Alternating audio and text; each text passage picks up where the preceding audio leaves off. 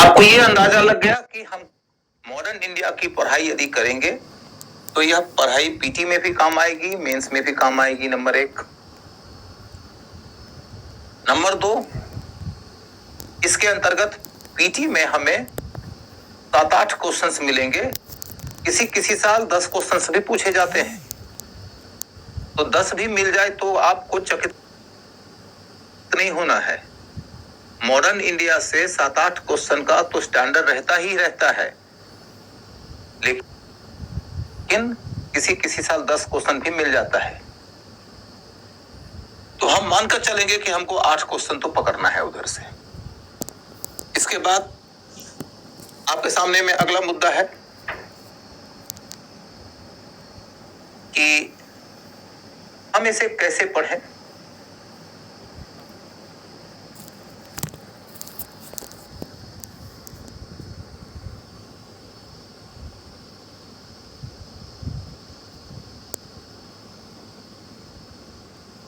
कैसे पढ़ें?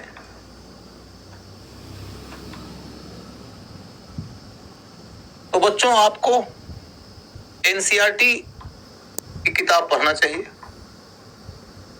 NCERT cover करो।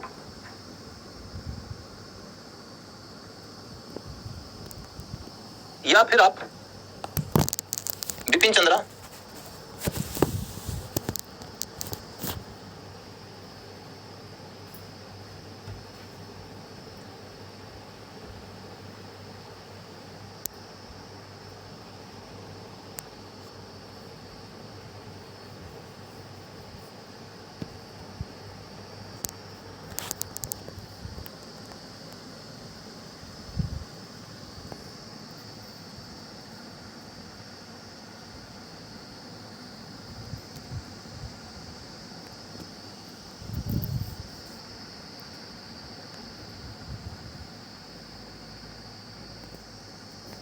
की आधुनिक भारत।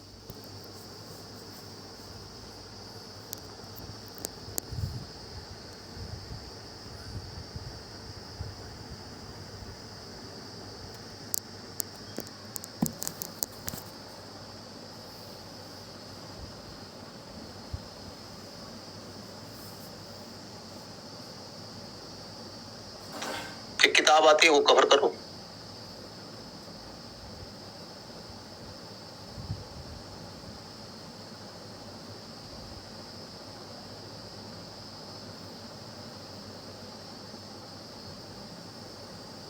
आधुनिक भारत किताब जो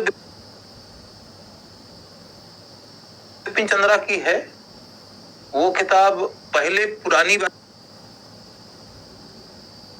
वाली एनसीईआरटी है।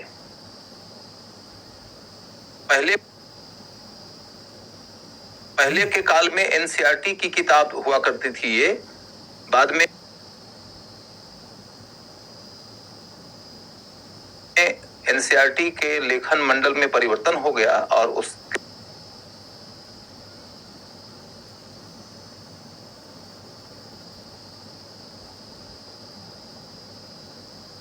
किताब को एनसीईआरटी से निकाल दिया गया।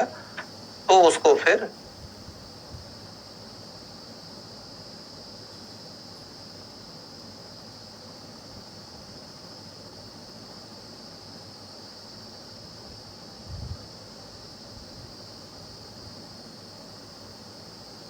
बड़े अंतरराष्ट्रीय स्तर के एक पब्लिकेशन ने अपने से पब्लिश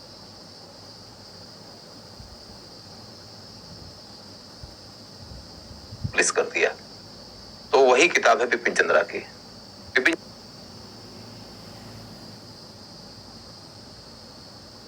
चंद्रा कोई हल्के इतिहासकार नहीं है। बिपिन चंद्रा को इतिहास लिखने के लिए पद्म विभूषण अवार्ड भी मिला हुआ है। बहुत बड़े विद्वान आदमी हैं, उनको पढ़ो।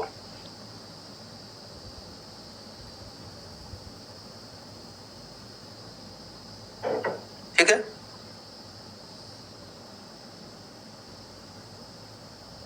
तो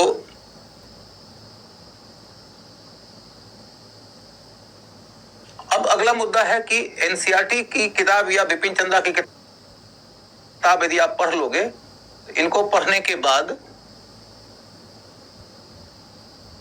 स्पेक्ट्रम नहीं, मैं गाइड किताब को छूने के लिए भी नहीं बोलता। मेरी अपनी एक शैली है पढ़ाने की, जिस शैली के अंतर्गत मैं गाइड को पढ़ने के लिए गाइड नहीं करता। Spectrum is a guide. Spectrum जैसी कोई किताब पढ़ना नहीं है आपको, समझ गए?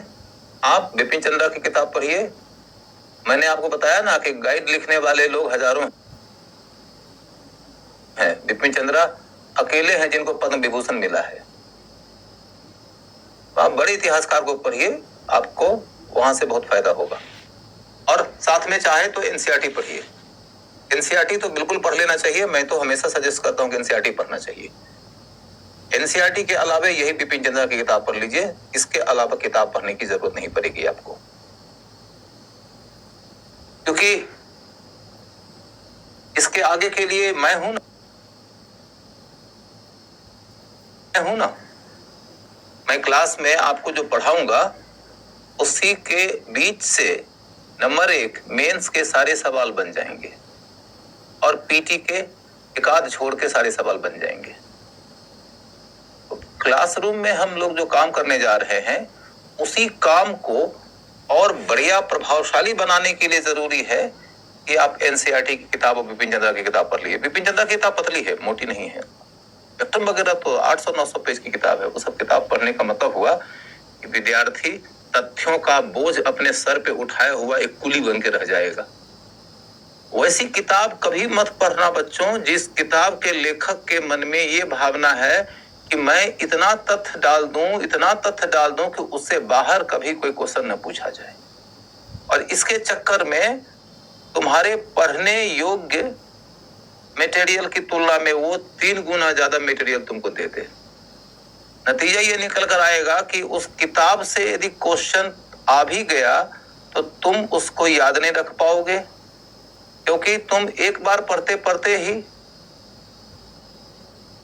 पीछे की सारी बातें भूलने लगोगे, रिवाइज कर ही नहीं पाओगे। जबकि जरूरत होती है किसी किताब को 3 बार 4 बार रिवाइज करने की। यदि 3 बार 4 बार रिवाइज नहीं करोगे तो तुम्हारा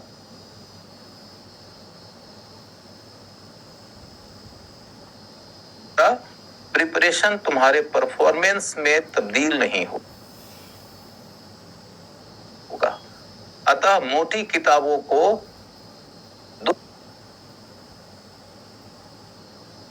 2 गज दूरी से नमस्ते बोल दो। मोटी किताबों को 2 गज दूरी से नमस्ते बोल दो और काम की पतली किताब पढ़ो, और उन किताबों को बार बार पढ़ो ताकि उसका मैक्सिमम निकाल लो। समझ गए ना? एनसीईआरटी तो सारे क्लासेस की पढ़ लो। एनसीईआरटी में कोई क्लास नहीं तय करूंगा, क्योंकि एनसीईआरटी में आपको एंशिएंट, मेडिवल, मॉडर्न, वर्ल्ड सब पढ़ना है। एनसीईआरटी आपको सारे क्लास का पढ़ना होगा, ठीक है? ऐसे पढ़ें तो एनसीईआरटी कवर करो, बिपिन चंद्रा की किताब पढ़ो, और यदि अभी के डेट में आप लोगों को कोई एक किताब ही पढ़ना ठीक लगता है तो आप बिपिन चंद्रा किताब पढ़ लेना। कोई एक किताब मात्र कवर करना चाहो तो आप बिपिन चंद्रा किताब पढ़ लो। उसके बाद तब अगला मुद्दा है कि शेष जितना भी है उसके लिए आपको क्लास पे डिपेंडेंट करना चाहिए। क्लास पर निर्भर रहो।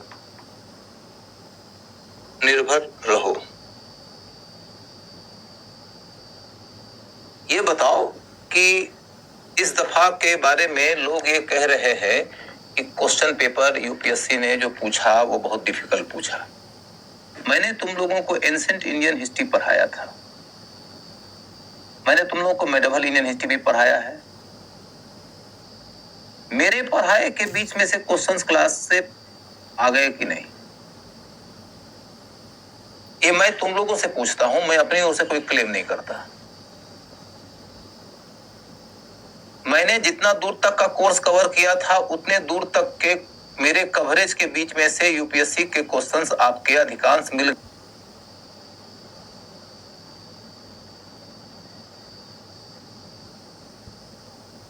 गए कि नहीं? बोलो।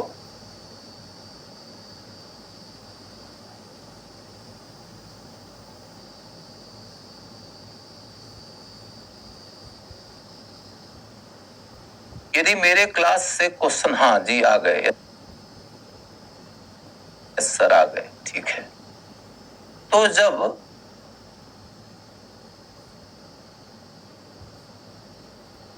आ गए तो ये मत समझना बच्चों कि इस बार आ गया, हर बार आता है और आएगा भी कभी। तो इसलिए तुमको इधर उधर की बातें नहीं करनी, दौड़ कूद नहीं करना। ये नहीं कि बंदरों की तरह कभी इस डाली पे तो कभी उस डाली पे तो कभी उस डाली पे। डालियां नहीं बदलनी है, हमें एक जगह टिक के रहना है। हरिवंश राय बच्चन जी की एक बड़ी अच्छी पंक्ति है, राह पकड़ तू एक चला चल, पा जाएगा मधुशाला। बस एक रास्ते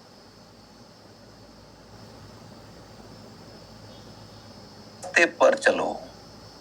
मधुशाला का मतलब ये नहीं है कि तुमको ये सोचना है कि गुरुजी ने हमको दारू पीने का रास्ता सिखा दिया, नहीं। यहाँ मधुशाला का मतलब है कि तुमको मंजिल मिल जाएगी, बस एक रास्ते पर चला चलो। तो क्लास में जितनी बातें पढ़ाऊंगा उसको तुम 3 बार 4 बार रिवाइज कर लेना, तुम्हारी तैयारी हो जाएगी। समझ गए? स्पेक्ट्रम ले आए हैं तो बिपिन चंद्रा भी ले क्या? स्पेक्ट्रम ले आए हो तो किसी दोस्त को जन्मदिन में उपहार में दे देना। जहर खरीदा है तो खाना जरूरी है क्या?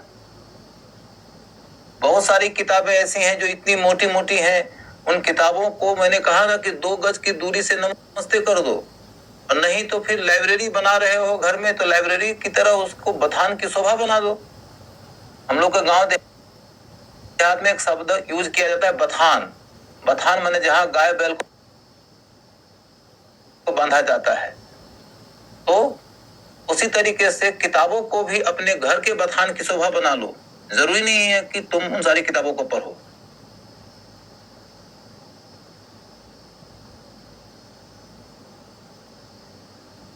तो शेष क्लास पर निर्भर रहो। क्लास पे निर्भर रहोगे तो यदि यूपीएससी में पीटी में 10 क्वेश्चन पूछा जाएगा तो मैं तुमको एक बात के लिए आश्वस्त करता हूं कि 7 से 8 क्वेश्चंस हर हाल में क्लास की चर्चा से ही होंगे।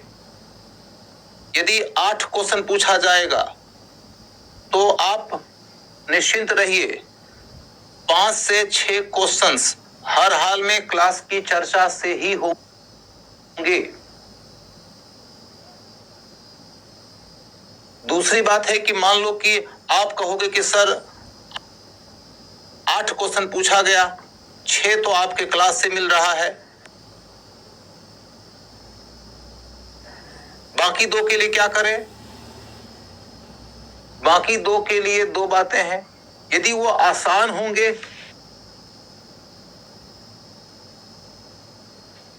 तो नोट्स में होगा या एनसीईआरटी में होगा। यदि डिफिकल्ट होगा तो किसी किताब में नहीं मिलेगा तुमको। और उस लेवल के डिफिकल्ट क्वेश्चन को पकड़ने की जिद ठानोगे तो तुम्हारा समय प्रबंधन खराब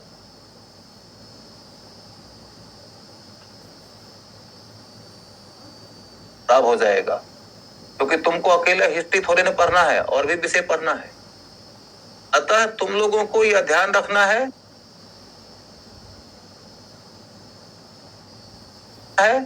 कि क्लास में जो पढ़ाऊंगा उससे यदि 5-6 क्वेश्चन मिल जाएगा कुल 8 में, तो इसका मतलब समझते हो, परफॉर्मेंस लेवल तुम्हारा बहुत अच्छा है।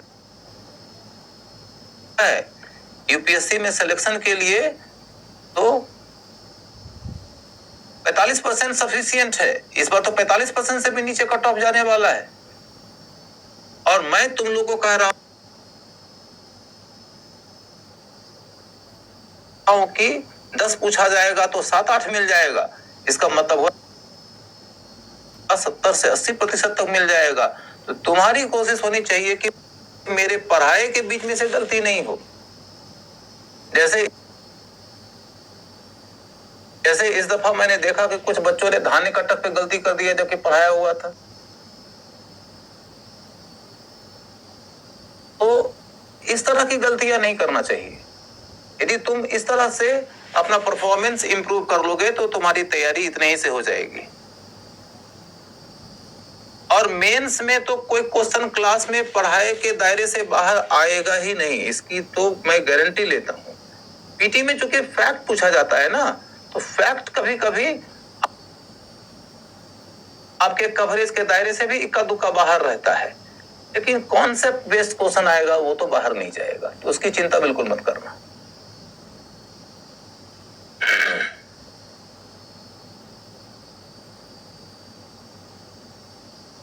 अब अगला मुद्दा है कि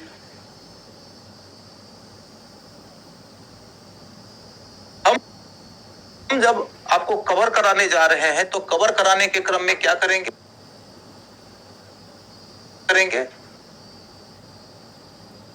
कि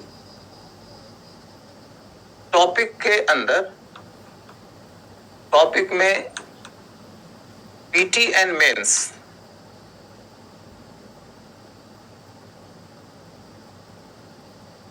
का महत्व तय कर लेंगे।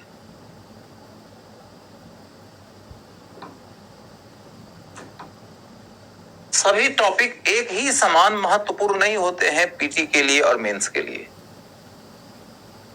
कुछ टॉपिक्स ऐसे होते हैं जहां से कि क्वेश्चन पीटी में ही पूछा जाता है, मेंस में नहीं पूछा जाता है। तो हम अब एक दिन में ही ये तय करने लगे कि कौन सा टॉपिक पीटी के लिए महत्वपूर्ण है, कौन सा टॉपिक मेंस के लिए महत्वपूर्ण है, तो पूरा दिन उसी के ऊपर खर्च हो जाएगा। और आप में से कई सारे बच्चे ऐसे भी होंगे जिनको कि उस टॉपिक के बारे में कुछ ज्ञान भी नहीं होगा, तो वो चीजें आपके सर के ऊपर से गुजर जाएंगी। तो मैं उसे आज नहीं कंप्लीट करूंगा, बस आपको ये बात बता देता हूं कि कुछ टॉपिक्स ऐसे होते हैं जो पीटी के लिए महत्वपूर्ण होते हैं, मेंस के लिए नहीं। कुछ टॉपिक्स ऐसे होते हैं जहां से कि पीटी और मेंस दोनों के क्वेश्चन आ सकते हैं। तो कौन सा टॉपिक पीटी के लिए ही महत्वपूर्ण है, कौन सा टॉपिक पीटी और मेंस दोनों के लिए महत्वपूर्ण है, ये सब हम लोग टॉपिक के अध्ययन के दौरान कर लेंगे। ठीक है? क्या है, medieval and ancient history mains है या नहीं? ना बच्चों, एंशिएंट हिस्ट्री और मेडिवल हिस्ट्री सिर्फ पीटी के सिलेबस में है, मेंस के सिलेबस में नहीं है। मेंस के सिलेबस में हिस्ट्री से आपसे क्या क्वेश्चन पूछा जाता है? मेंस के सिलेबस में जो दिया गया है हिस्ट्री का हिस्सा, वो है art and culture. Art and culture art and culture जब तुम पढ़ोगे तो भारत की कला और भारत की संस्कृति का विकास प्राचीन काल के दौरान हुआ है, कुछ मध्यकाल के दौरान भी हुआ है। तो इस क्रम में आपको एंशिएंट एंड मेडिवल से संबंधित कुछ अध्ययन करना पड़ता है, लेकिन वो प्योर एंशिएंट हिस्ट्री नहीं है। जब तुम एंशिएंट हिस्ट्री पढ़ते हो तो तुम उसमें काल, क्षेत्र, पात्र, economy, society, culture, politics, administration, ये सब कुछ पढ़ते हो।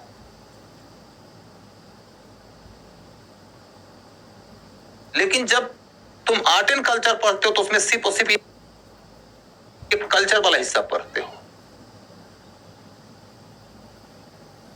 तो इस ख्याल से तुम्हें यह देखना होगा कि एंशिएंट हिस्ट्री वर्ड जब आपके सिलेबस में लिखा गया तो इसका मतलब है कि उसमें सभी डायमेंशनों को कवर करना है, सभी के सभी आयामों को कवर करना है, चाहे वो इकोनॉमी का हो, चाहे वो एडमिनिस्ट्रेशन का हो, चाहे पॉलिटिक्स का हो, चाहे युद्ध का हो, चाहे संधि का हो। और ये पीटी के लिए आपको करना पड़ेगा, क्योंकि पीटी के सिलेबस में लिखा हुआ है प्राचीन भारत। ये आपको मध्यकाल के लिए भी यदि करना है तो पीटी के लिए करना पड़ेगा, क्योंकि पीटी के सिलेबस में लिखा हुआ है मध्यकाल। लेकिन जैसे ही आप मेंस का सिलेबस देखेंगे तो मेंस के सिलेबस में लिखा हुआ आर्ट एंड कल्चर। और चूंकि भारत की कला और भारत की संस्कृति का विकास हजारों साल के दौरान हुआ है, तो इस क्रम में हमें प्राचीन काल की कला और संस्कृति भी पढ़ना होगा, मध्यकाल की कला और संस्कृति भी पढ़ना होगा। तो कई सारे बच्चे कंफ्यूज कर जाते हैं कि मेंस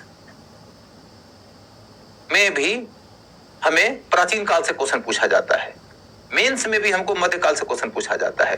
तो बच्चों, आप सारे सवालों का अध्ययन करके देख लेना जो मेंस से पूछा गया है, वो सारे के सारे सवाल सिर्फ और सिर्फ कल्चर के होंगे, क्योंकि सिलेबस में ही सिर्फ कल्चर है।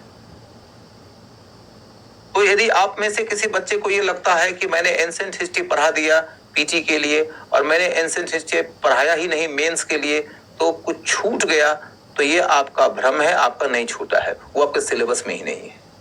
यदि आपको लगता है कि मेडिवल हिस्ट्री मैंने पढ़ा दिया पीटी के लिए, मेंस के लिए नहीं पढ़ाया, आपका छूट गया, तो आपका भ्रम है, आपके सिलेबस में ही नहीं है। फिर आप कहिएगा कि कल्चर तो पढ़ा देते हैं मेंस के ख्याल से। उत्तर यह है कि आर्ट एंड कल्चर का मेंस के लिए अलग से क्लास होगा। आर्ट एंड कल्चर के लिए मेंस के लिए अलग से क्लास होगा, उसमें सारा का सारा कवर कर दिया जाएगा। क्लियर है ना?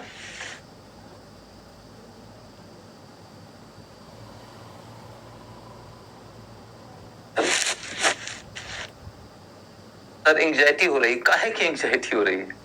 चलिए, मेंस में दूसरा हिस्सा होता है मॉडर्न इंडिया। मॉडर्न इंडिया ये एक अकेला हिस्सा है जो मेंस में भी है और पीटी में भी है। तीसरा है world history. World history, world history सिर्फ मेंस में है, पीटी में नहीं है। Ancient history and medieval history सिर्फ पीटी में है, मेंस में नहीं है। आर्ट एंड कल्चर सिर्फ मेंस में है, पीटी में नहीं है। तो आर्ट एंड कल्चर वाला जब सेक्शन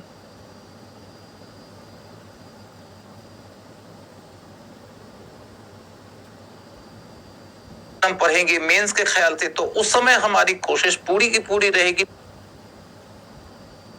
डिस्क्रिप्टिव पढ़ाई की, एनालिसिस की,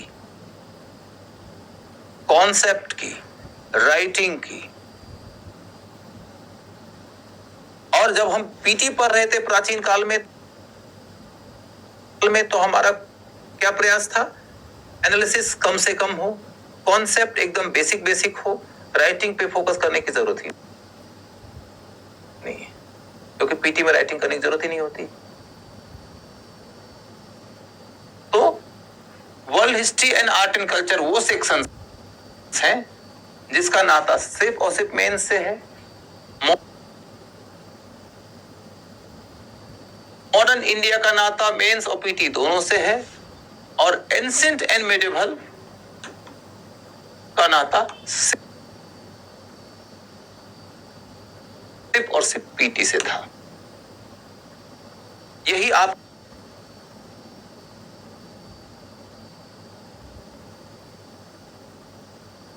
का पाठ्यक्रम है। अतः आप लोग कोई इस तरीके की चिंता मत करिएगा कि मेरा तो एंशिएंट इंडिया में मेंस नहीं हुआ, मेरा तो मेडिवल इंडिया में मेंस नहीं हुआ।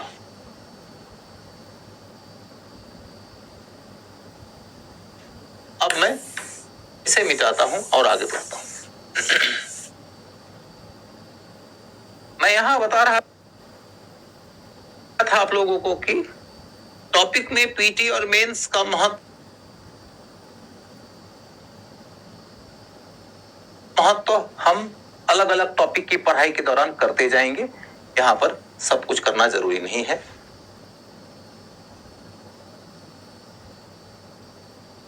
आप लोगों को क्या करना होगा कि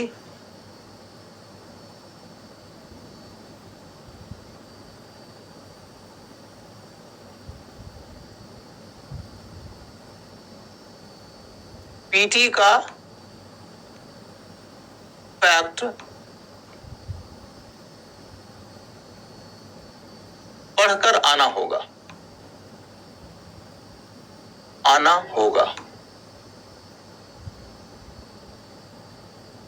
आप लोगों ने उड़ान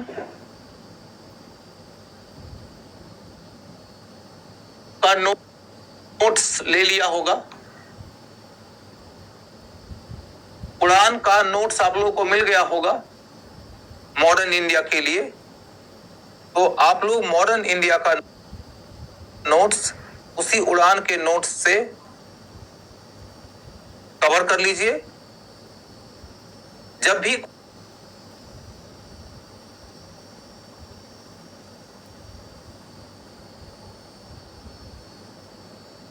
कोई टॉपिक हम पढ़ेंगे तो उस टॉपिक के बारे में आपको बता दूंगा कि कौन सा टॉपिक पढ़ाने वाला हूं,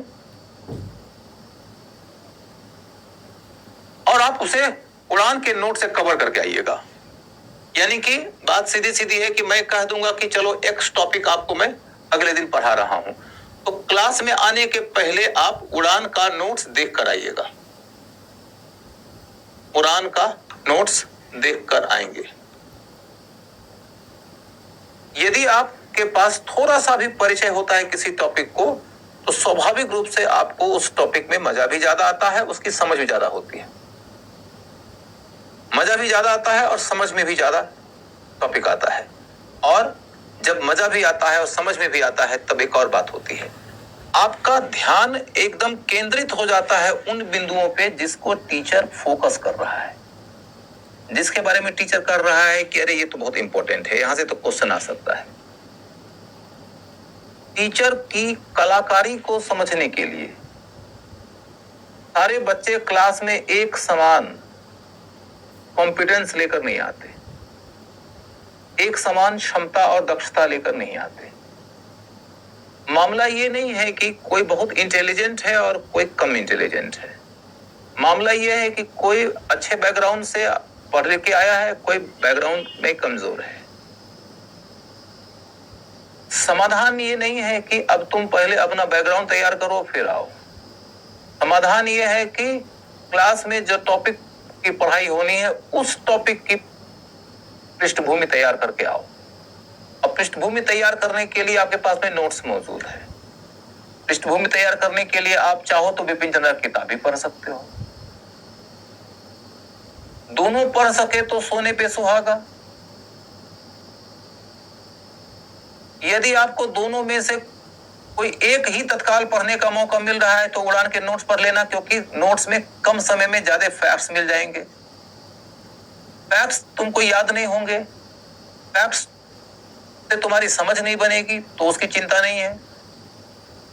समझ बनाने के लिए मैं क्लास में आ जाऊंगा ना, और फिर मेरे क्लास के बाद में उन्हीं फैक्ट्स को पढ़ोगे तो लगेगा कि हाँ कॉन्सेप्ट बन रहा है, और फैक्ट्स याद भी हो जाएंगे। तो यह ध्यान रखना है कि क्लास में आओ तो थोड़ा सा बैकग्राउंड लेकर आना। Sir all history book list बता दीजिए, क्या जरूरी है? अभी मॉडर्न इंडिया का बताया ना, उससे ज्यादा की जरूरत नहीं है। एनसीईआरटी, बिपिन चंद्रा और उड़ान नहीं चलेगा। इतनी उड़ान मत भरो स्मृति, और नहीं चलेगा, एंड उड़ान चलेगा। समझ गई? और उड़ान नहीं, एंड उड़ान करो। और माने अंग्रेजी वाला और था, हिंदी वाला और कर दो। समझ गई? NCERT plus Bipin Chandra plus उड़ान। बहुत तो तुम एनसीईआरटी और बिपिन चंद्रा में से कोई एक चुन लो, तो मैं कहूंगा अभी तत्काल एनसीईआरटी चुन लो, ये बिपिन चंद्रा चुन लो। फिर भी मेरा तो सजेशन रहता है कि एनसीईआरटी किताब कभी नहीं छोड़ना चाहिए। अरे तुम लोग को नहीं पता चलता है कि भैया तुम एनसीईआरटी किताब पढ़ोगे, बिपिन चंद्रा किताब पढ़ोगे, उड़ान का नोट्स पढ़ोगे, मेरा क्लास पढ़ोगे, चारों में 70-80% बातें कॉमन होंगी, मेरे क्लास में कुछ एक्स्ट्रा होगा,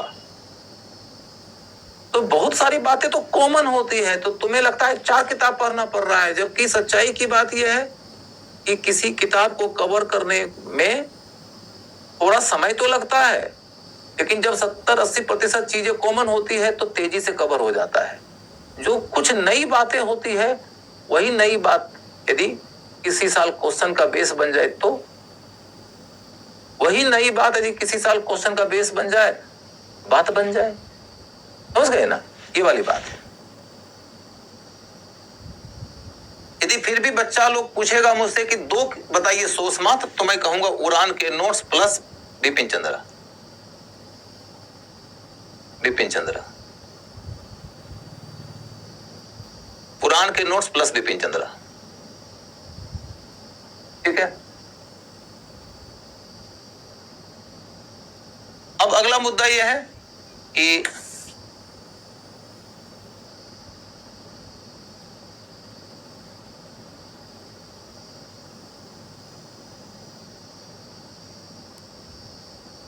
आप लोगों को PYQ पढ़ना है। PYQ पढ़ना है, प्रीवियस ईयर्स क्वेश्चंस। कोई भी टॉपिक की पढ़ाई हो रही है तो तुम प्रीवियस ईयर्स के क्वेश्चंस को, उससे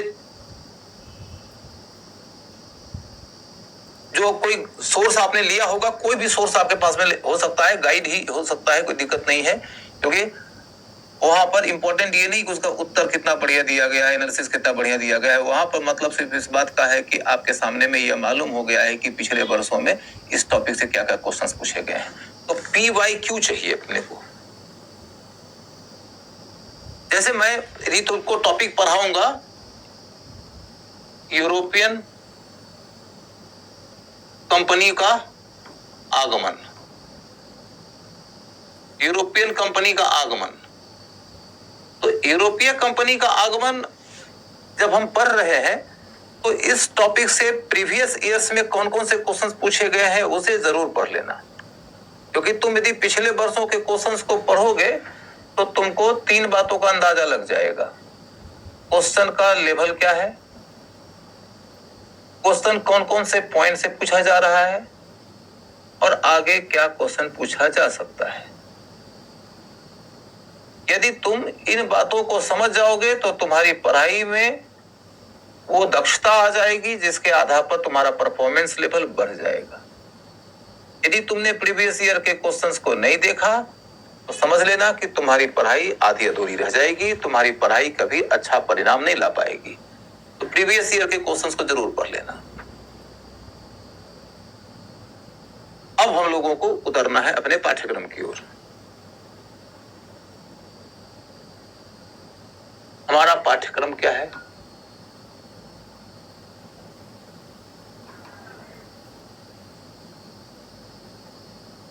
एक छोटी बात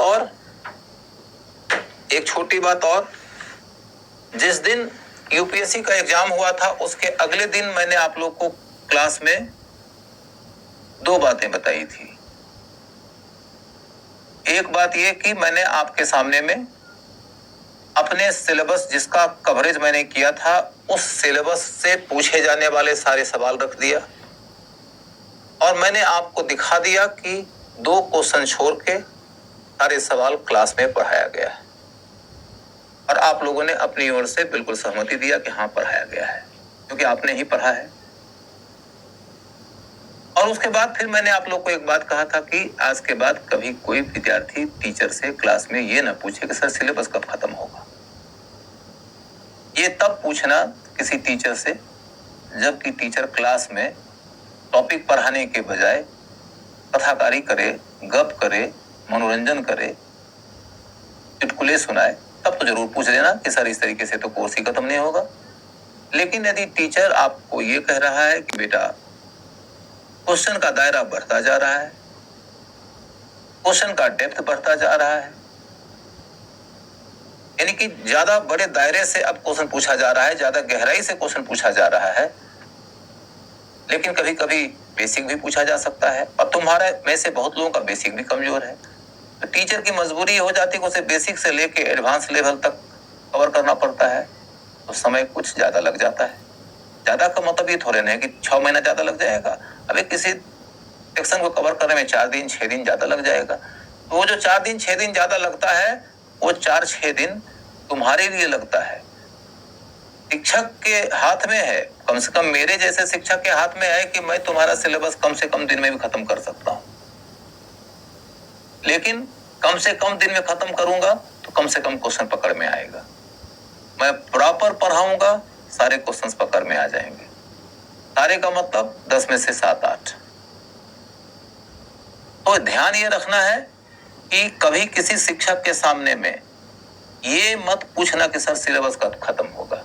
सिलेबस तो प्रोफेशनल तरीके से तय किए गए कमिटमेंट के दायरे में ही खत्म होगा। मे बी कि 4 दिन 6 दिन ज्यादा लग जाएगा। 4 दिन 6 दिन ज्यादा लगेगा तो वो 4-6 दिन में तुम्हारे लिए खर्च करता हूं, तुम पर अपना समय खर्च करता हूं। समझ गए ना? उड़ान 3 के नोट्स में कुछ गलतियां हैं। बेटा मुझे तुम ये बता देना कि उड़ान 3 के नोट्स में कहां गलतियां हैं, ताकि मैं मैनेजमेंट के लोगों को यह सूचना दे दूंगा और वो अपनी टीम के साथ संपर्क कर लेंगे कि भैया गलती हुई है। यदि मैं सीधे बोलूंगा कि उड़ान 3 के नोट्स में कुछ गलतियां हैं, तो मेरी बात को लोग सीरियस नहीं लेंगे, क्योंकि वो पूछेंगे कि सर आप ये बता दो कि कहां पर गलती है। समझ गए ना? जब तक कि आप टारगेटेड नहीं बताओगे तब तो दिक्कत रहेगी। सर आप टारगेटेड एंड डीप लेवल तक बढ़ाते हैं। हाँ बेटा, ये जरूरी भी है। 4 वाले बैच को उड़ान नहीं मिले हैं, मैं ये सूचना जरूर दे दूंगा कि 4 वाले बच्चों को उड़ान नहीं मिला है। सर संपूर्ण बुक अच्छी है क्या? कौन से किताब के बारे में पूछ रहे हो बच्चों? संपूर्ण बुक अच्छी है किसकी? चलो आगे बढ़ते हैं। अब पाठ्यक्रम की ओर चलते हैं। फिर पाठ्यक्रम की ओर चल के देखो तो क्या कहानी है अपनी। सबसे पहला पॉइंट जो हम लोग कवर करने जा रहे हैं वो ये कि भारत में यूरोपीय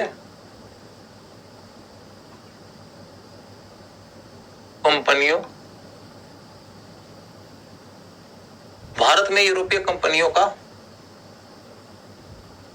आगमन। भारत में यूरोपीय कंपनियों का आगमन, ये एक ऐसा टॉपिक है जो मध्यकाल में भी आ सकता है और आधुनिक काल में भी आ सकता है।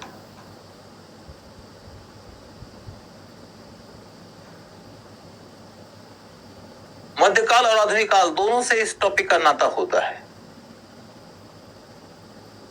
क्योंकि इन्हीं यूरोपीय कंपनियों में से एक कंपनी अंग्रेजों की है, जिन्होंने कि भारत में साम्राज्य स्थापित करके 1947 तक रूल किया।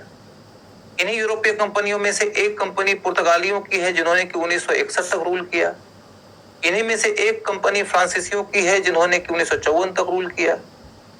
तो कंपनियों के आगमन की शुरुआत हो रही है 1498 में, जो मध्यकाल है, और कंपनियों के जाने की जो अंतिम तिथि है वो 1961 की है, जो यहां तक कि आजादी के बाद की कहानी भी है। तो ऐसी स्थिति में मैंने ये तय किया है कि इसे मैं मॉडर्न इंडिया के सिलेबस में रखूंगा। आपको क्या फर्क पड़ता, मॉडर्न में पूछो मेडिवल में पूछो, बात तो एक ही है ना। और इस टॉपिक की तैयारी आप सिर्फ और सिर्फ पीटी के लिए ही करेंगे। इस टॉपिक से मेंस में क्वेश्चन नहीं आएगा, क्योंकि मेंस का सिलेबस लिखा हुआ है आधुनिक भारत 18वीं शताब्दी के मध्य से। 18वीं शताब्दी के मध्य के पहले ही अधिकांश रूप से यूरोपीय कंपनियों की कथा कहानी कंप्लीट हो जाती है। सिर्फ अंग्रेज कंपनी आगे ऐसी रहेगी, जिसको हम आगे के अध्याय में पढ़ेंगे। तो ये टॉपिक आपका महत्वपूर्ण है, इससे क्वेश्चन फ्रीक्वेंटली पूछा जाता है। अब इससे कैसा क्वेश्चन पूछा जाता है उसकी चर्चा अभी नहीं, लेकिन ये एक बड़ा महत्वपूर्ण टॉपिक है, इसे आप जरूर कवर करना। मैं यहाँ पर एक बात और बता देता हूं कि मैं सिलेबस क्यों बता रहा हूं स्पेशली। आप तो ये भी कह सकते हैं कि सिलेबस तो लिखा हुआ ही है, तो बच्चों सिलेबस लिखा हुआ नहीं है। मैं जो सिलेबस तय करूंगा उसी को कवर करोगे तो क्वेश्चन मिलेंगे। यूपीएससी में सिलेबस डिफाइंड तरीके से, डिटेल तरीके से, डिस्क्रिप्टिव तरीके से नहीं दिया जाता है। अतः आपकी जरूरत यह है कि मैं आपके सामने में सिलेबस एक्सप्लेन करूं। ये है आपका सिलेबस जिसे आपको कवर करना है। तो पहला टॉपिक हो गया भारत में यूरोपीय कंपनियों का आगमन। उसके बाद फिर दूसरा टॉपिक है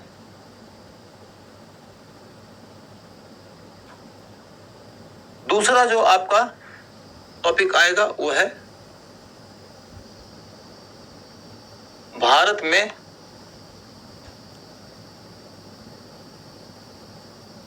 ब्रिटिश सत्ता।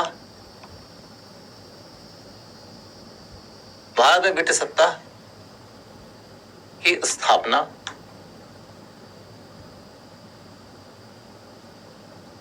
भारत में ब्रिटिश सत्ता की स्थापना। यहां पर आपको क्या पता चलेगा कि भारत उस समय कई क्षेत्रीय सत्ताओं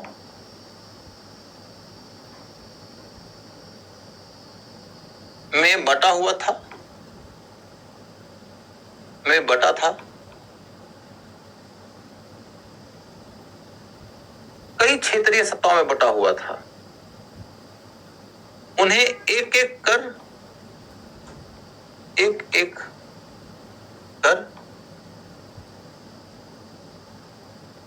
100 वर्षों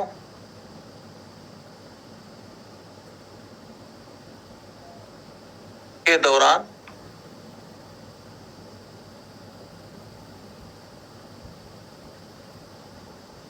ईस्ट इंडिया कंपनी ने जीता।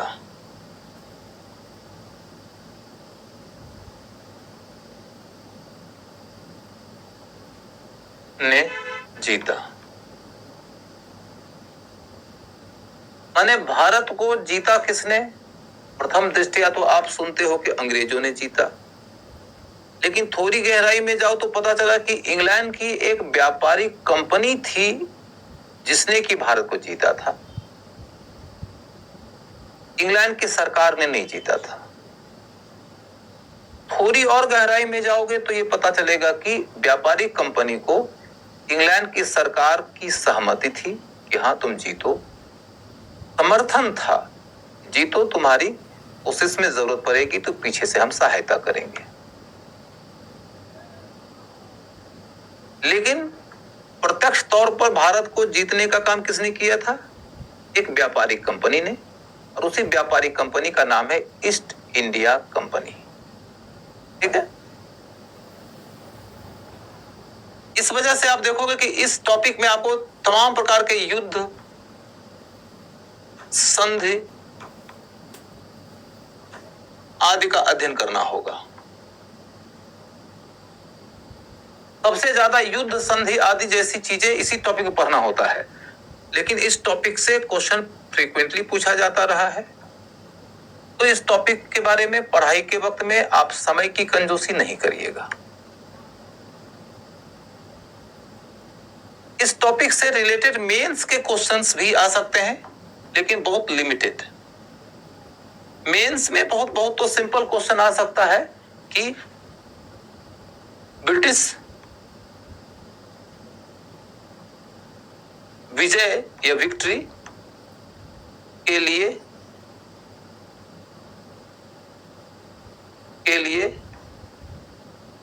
जिम्मेदार कारण क्या थे? जिम्मेदार कारण और इसके पीछे ब्रिटिश रणनीति क्या थी? ब्रिटिश की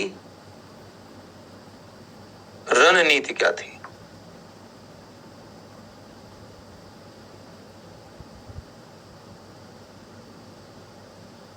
अंग्रेज भारत को जीत गए तो आखिर वो क्या कारण है कि अंग्रेज भारत को जीत गए? और दूसरा है कि वो कौन सी रणनीति अपनाए थे कि जिसके बदौलत वो जीत गए। इन्हीं दो बिंदुओं के ऊपर क्वेश्चन मेंस में आएगा। इसके अलावे आपको भारत में अंग्रेजों की जीत के ऊपर क्वेश्चन अलग से गहराई में नहीं आएगा। तो मेंस की तैयारी के लिए इस टॉपिक के ऊपर बहुत ज्यादा समय खर्च करना जरूरी नहीं है, लेकिन पीटी की तैयारी के लिए इस टॉपिक को अच्छे से कवर करना पड़ेगा। इसके बाद फिर देखो आप, अगला टॉपिक क्या आता है? अगला टॉपिक आता है भारत में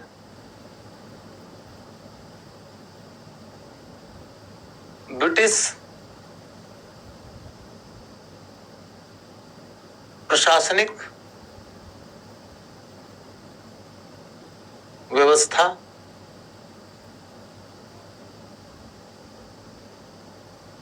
का विकास। ब्रिटिश प्रशासनिक व्यवस्था का विकास। भारत में ब्रिटिश प्रशासनिक व्यवस्था का विकास। थोड़ा बड़ा लिखिए, ठीक है बेटा, थोड़ा बड़ा लिखूंगा। भारत में ब्रिटिश प्रशासनिक व्यवस्था का विकास। इसके अंतर्गत तुम देखोगे कि सेना भी पढ़ना होगा। सेना, नौकरशाही,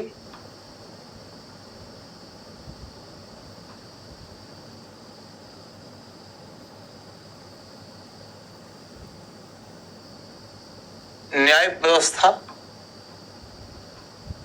न्याय प्रणाली,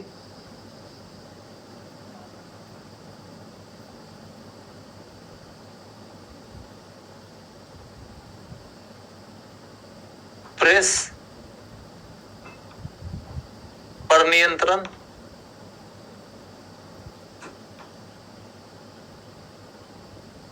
प्रेस पर नियंत्रण।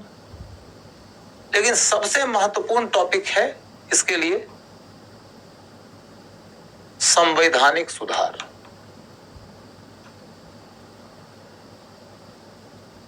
संवैधानिक सुधार।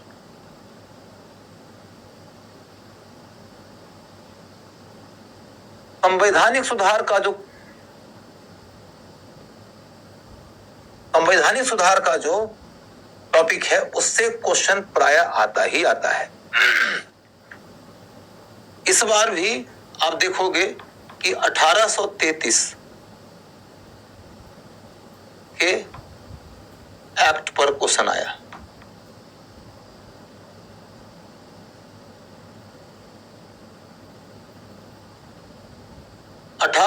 के एक्ट पर इस बार भी क्वेश्चन आया। ठीक है।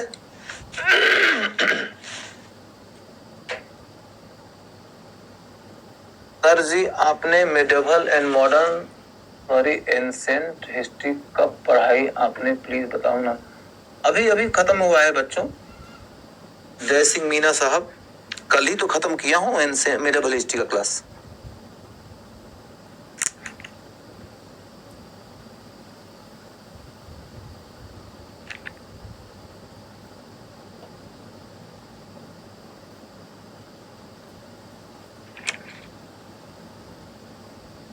प्रेस नहीं समझते हो? कहता है प्रेस क्या है?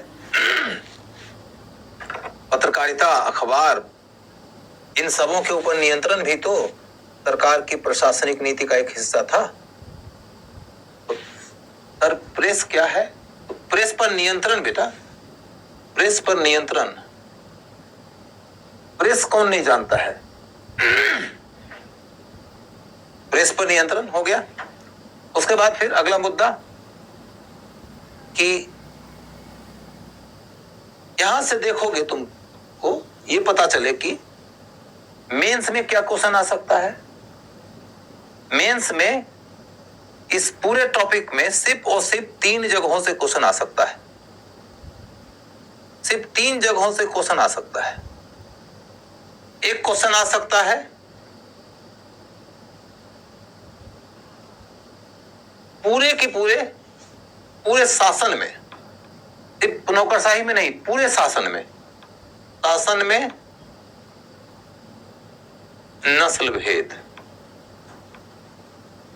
नस्ल भेद यानी कि अंग्रेज लोगों को सेना में या नौकरशाही में या न्यायिक प्रणाली में बड़े पद मिलते थे। भारतीय लोगों को यह कहा जाता था कि तुम अंग्रेजों के इतना ईमानदार नहीं हो, तुम उनके इतना बहादुर नहीं हो, तुम उनके इतना योग्य नहीं हो, अतः बड़े पद सिर्फ अंग्रेज को मिलेंगे। भारतीय लोगों को सेना में सूबेदार से ऊंचा पद नहीं मिलता था, नौकरशाही में उनको क्लर्क से ऊंचा पद नहीं मिलता था, जुडिशियल क्षेत्र में उनको मुंसिफ से ऊपर का पोस्ट नहीं मिलता था। इसी सिस्टम को नस्ल भेद कहा जाता है।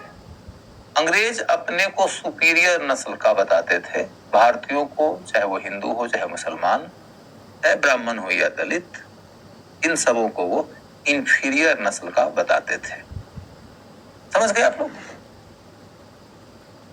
तो अब मामला है शासन में नस्ल भेद का।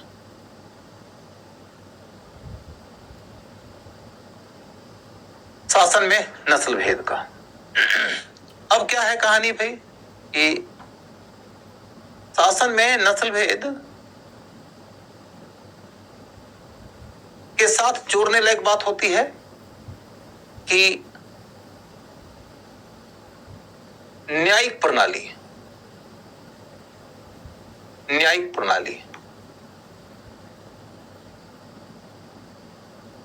ब्रिटिश काल में न्यायिक प्रणाली में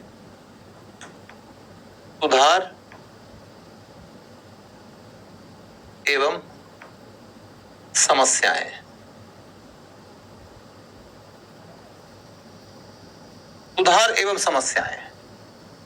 अंग्रेजों के समय में जो जुडिशियल सिस्टम बनाया गया था, वो सिस्टम क्या था?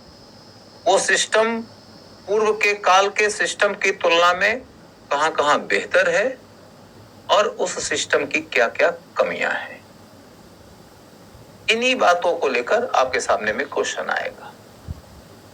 जैसे एक मोटी समझ लेके देखो तो आपको ये बात समझ में आए कि अंग्रेजों के काल में पहली दफा भारत में एक ऐसा जुडिशियल सिस्टम बना जिसमें न्यायपालिका कार्यपालिका के डायरेक्टली अधीन नहीं थी।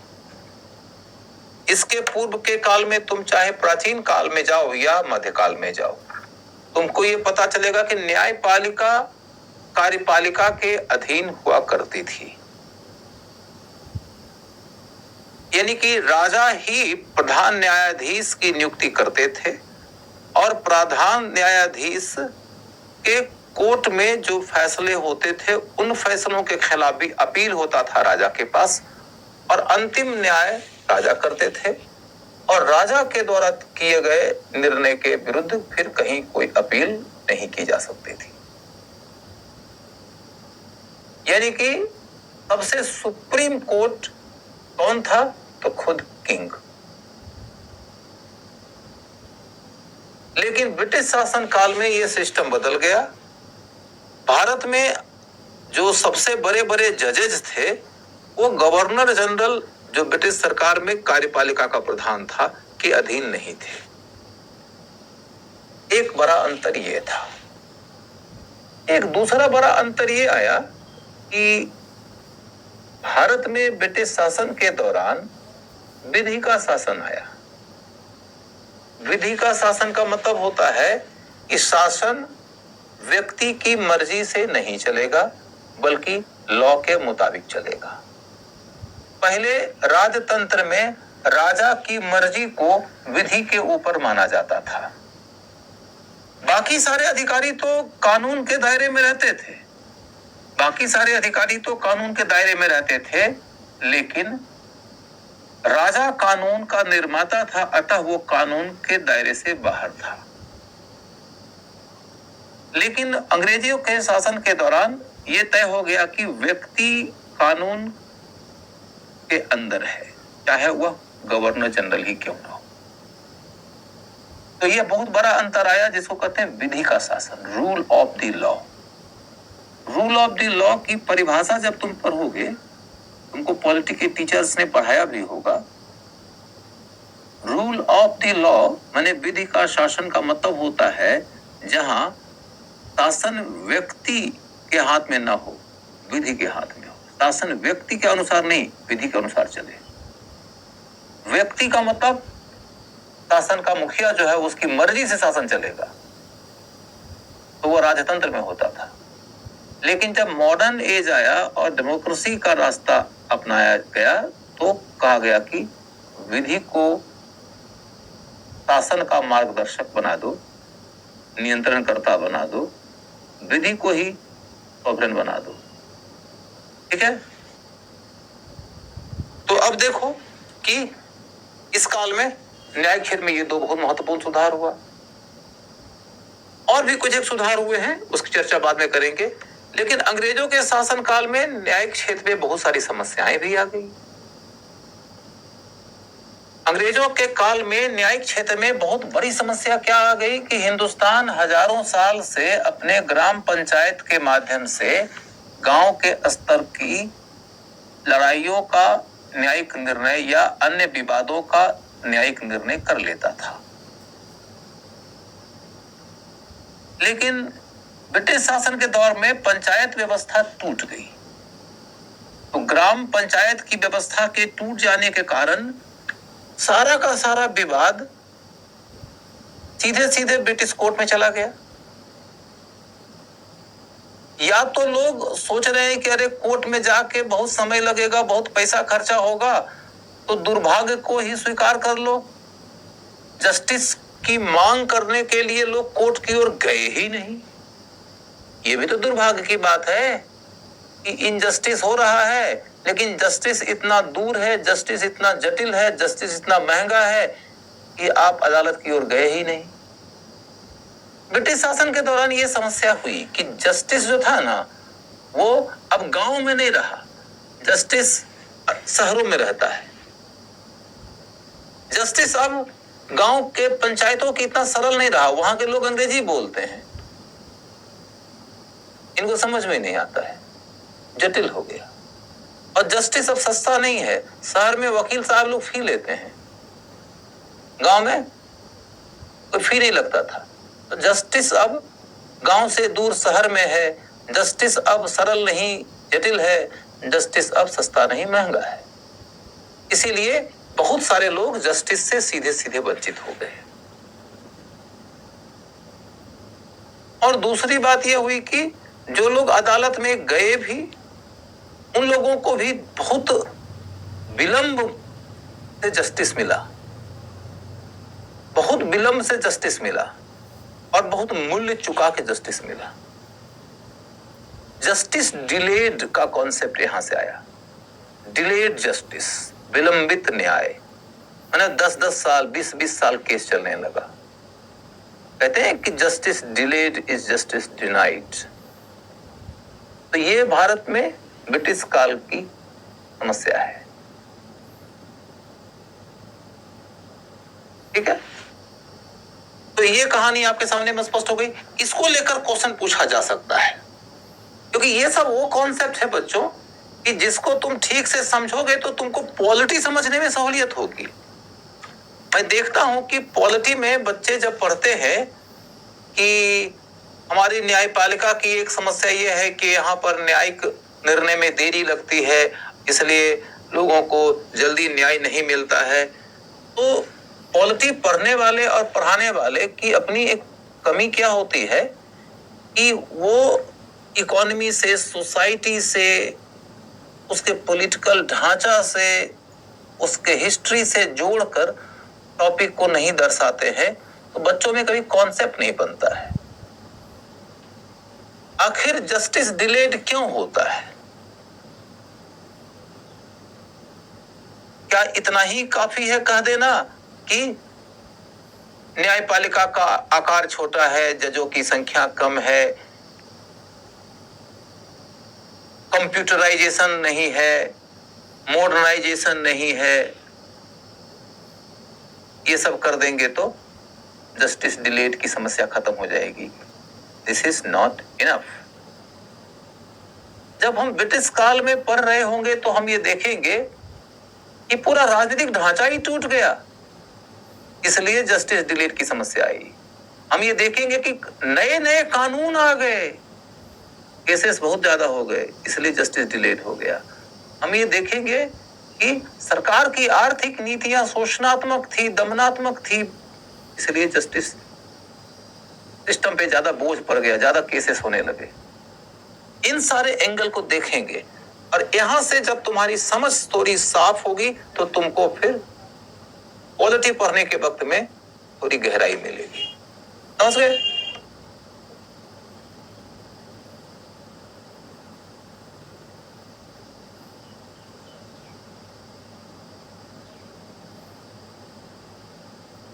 अरे यार, तुम लोग अपने जगह पर राजनीतिक बातें करने लगते हो। तुम लोग अपने जगह पर राजनीतिक बातें मत किया करो कि कौन सर अच्छा पढ़ाए, कौन सर अच्छा नहीं पढ़ाए, इस विषय पर मेरा कहीं कोई हस्तक्षेप नहीं रहता है। मैं इन सब विषयों के ऊपर बिल्कुल नहीं बात करता। टीचर अच्छे हैं, अच्छा ही पढ़ाएंगे, अनुभवी टीचर हैं, अनुभव से पढ़ाएंगे। मैं आप लोगों को ये कह रहा हूं कि जब तुम हिस्ट्री का बैकग्राउंड लेकर पढ़ोगे तो किसी टॉपिक को और ज्यादा गहराई से समझ पाओगे। ये एक सब्जेक्ट का दूसरे सब्जेक्ट से होने वाला नाता है। इसमें किसी टीचर का जजमेंट लेकर तुम क्यों बैठ जाते हो? इस तरह की बातें दोबारा नहीं करना। इस तरह की बातें दोबारा मत करना। आज के बाद मेरे क्लास में इस तरह की बात मैं सुनना ही नहीं चाहता। मुझे सारे शिक्षक जानते हैं, मैं सारे शिक्षकों को जानता हूँ, सब अच्छे शिक्षक हैं। उन सब शिक्षकों को मैं आज से नहीं जानता हूँ। तुम लोगों ने आज उनको देखा है, मुझे आज के अलावे उनको 10-15 साल से मैं देख रहा हूँ, तो मैं जानता हूँ कि सबके सब अच्छे शिक्षक हैं। आज के बाद इस तरह की बातें मेरे क्लास में मैं सुनना ही नहीं चाहता किसी टीचर के बारे में। मुझे मालूम है कि अच्छे टीचर हैं। तो मैं कह रहा हूं कि दो सब्जेक्ट एक दूसरे के साथ में कनेक्ट होता है। क्योंकि दो सब्जेक्ट एक दूसरे के साथ में कनेक्ट होता है तो एक सब्जेक्ट का बैकग्राउंड लेकर दूसरे सब्जेक्ट में जाओगे तो दूसरा सब्जेक्ट तुमको और बेहतर तरीके से समझ में आएगा। हिस्ट्री एक ऐसा सब्जेक्ट है, उस सब्जेक्ट का नेचर ऐसा है क्योंकि उसमें तुमको economy, society, culture, politics, administration सब पढ़ना होता है।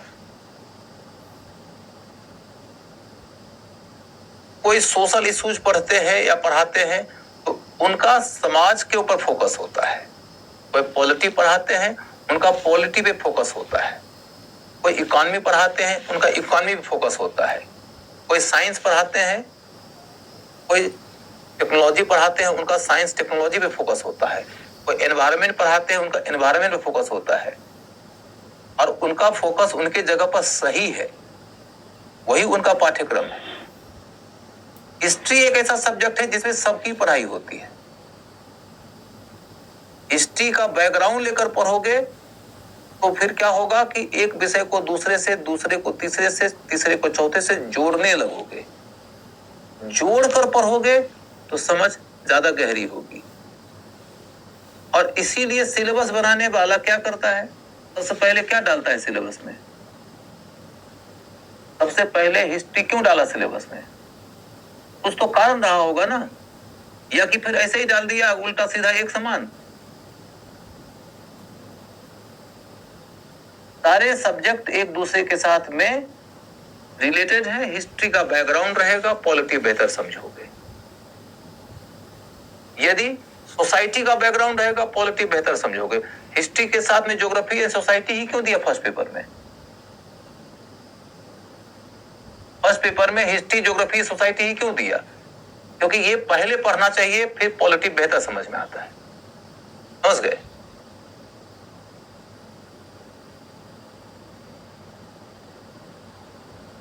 आगे बढ़ो।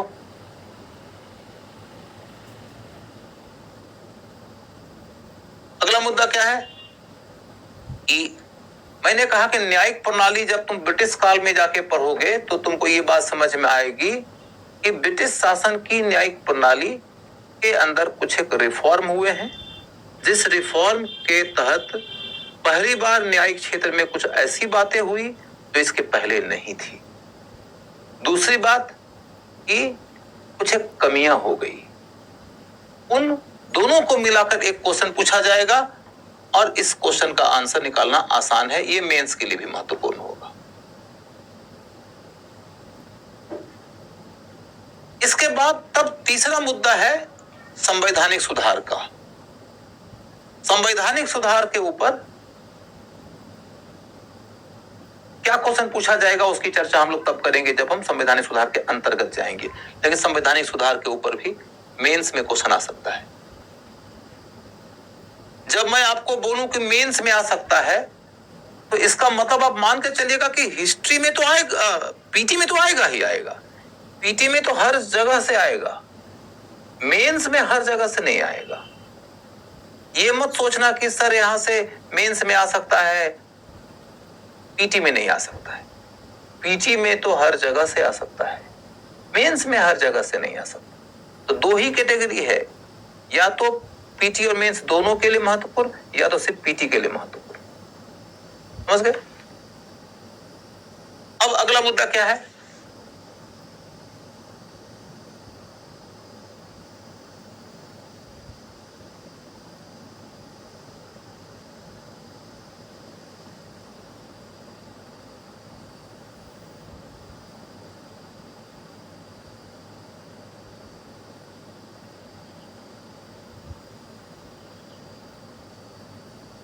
अब अगला मुद्दा क्या है?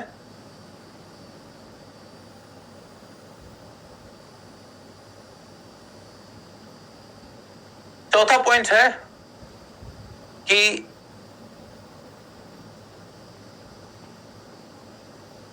ब्रिटिश काल में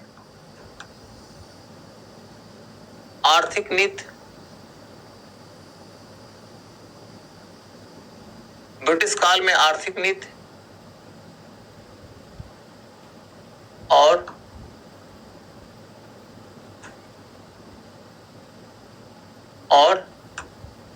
इसका प्रभाव,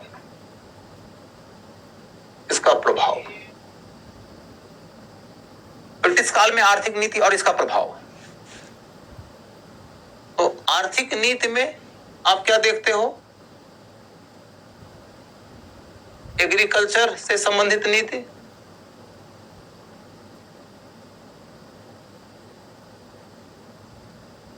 इंडस्ट्री से संबंधित नीति,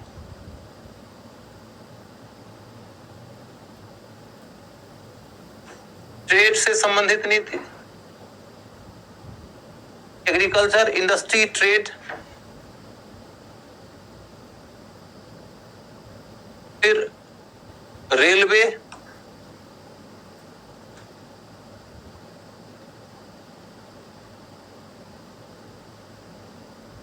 फिर धन का निष्कासन,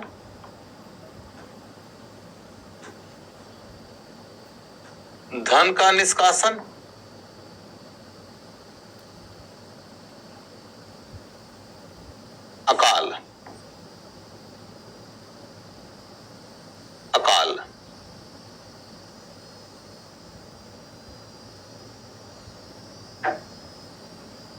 एक कर प्रणाली,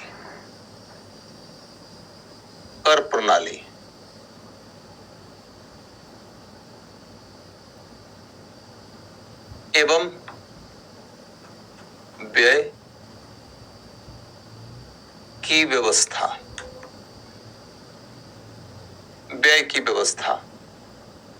कुल मिलाकर एक लाइन में, दूसरे शब्दों में इसी को कह सकते हो वित्तीय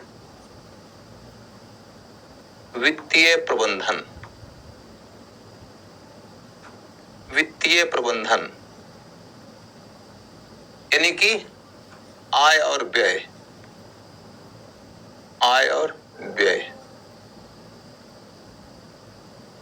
की नीति,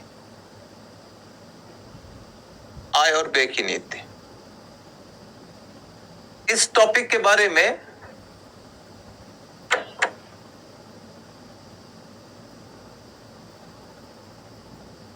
इस टॉपिक के बारे में एक सामान्य समझ तुम ऐसी बनाओ कि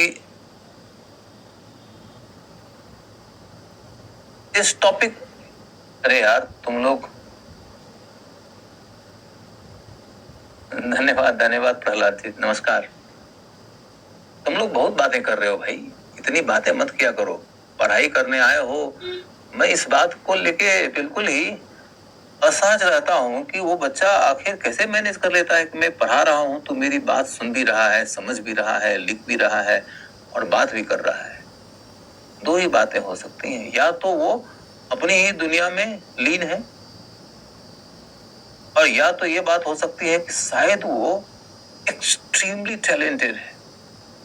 दूसरी बात की संभावना तो मुझे दूर दूर तक नहीं दिखाई देती।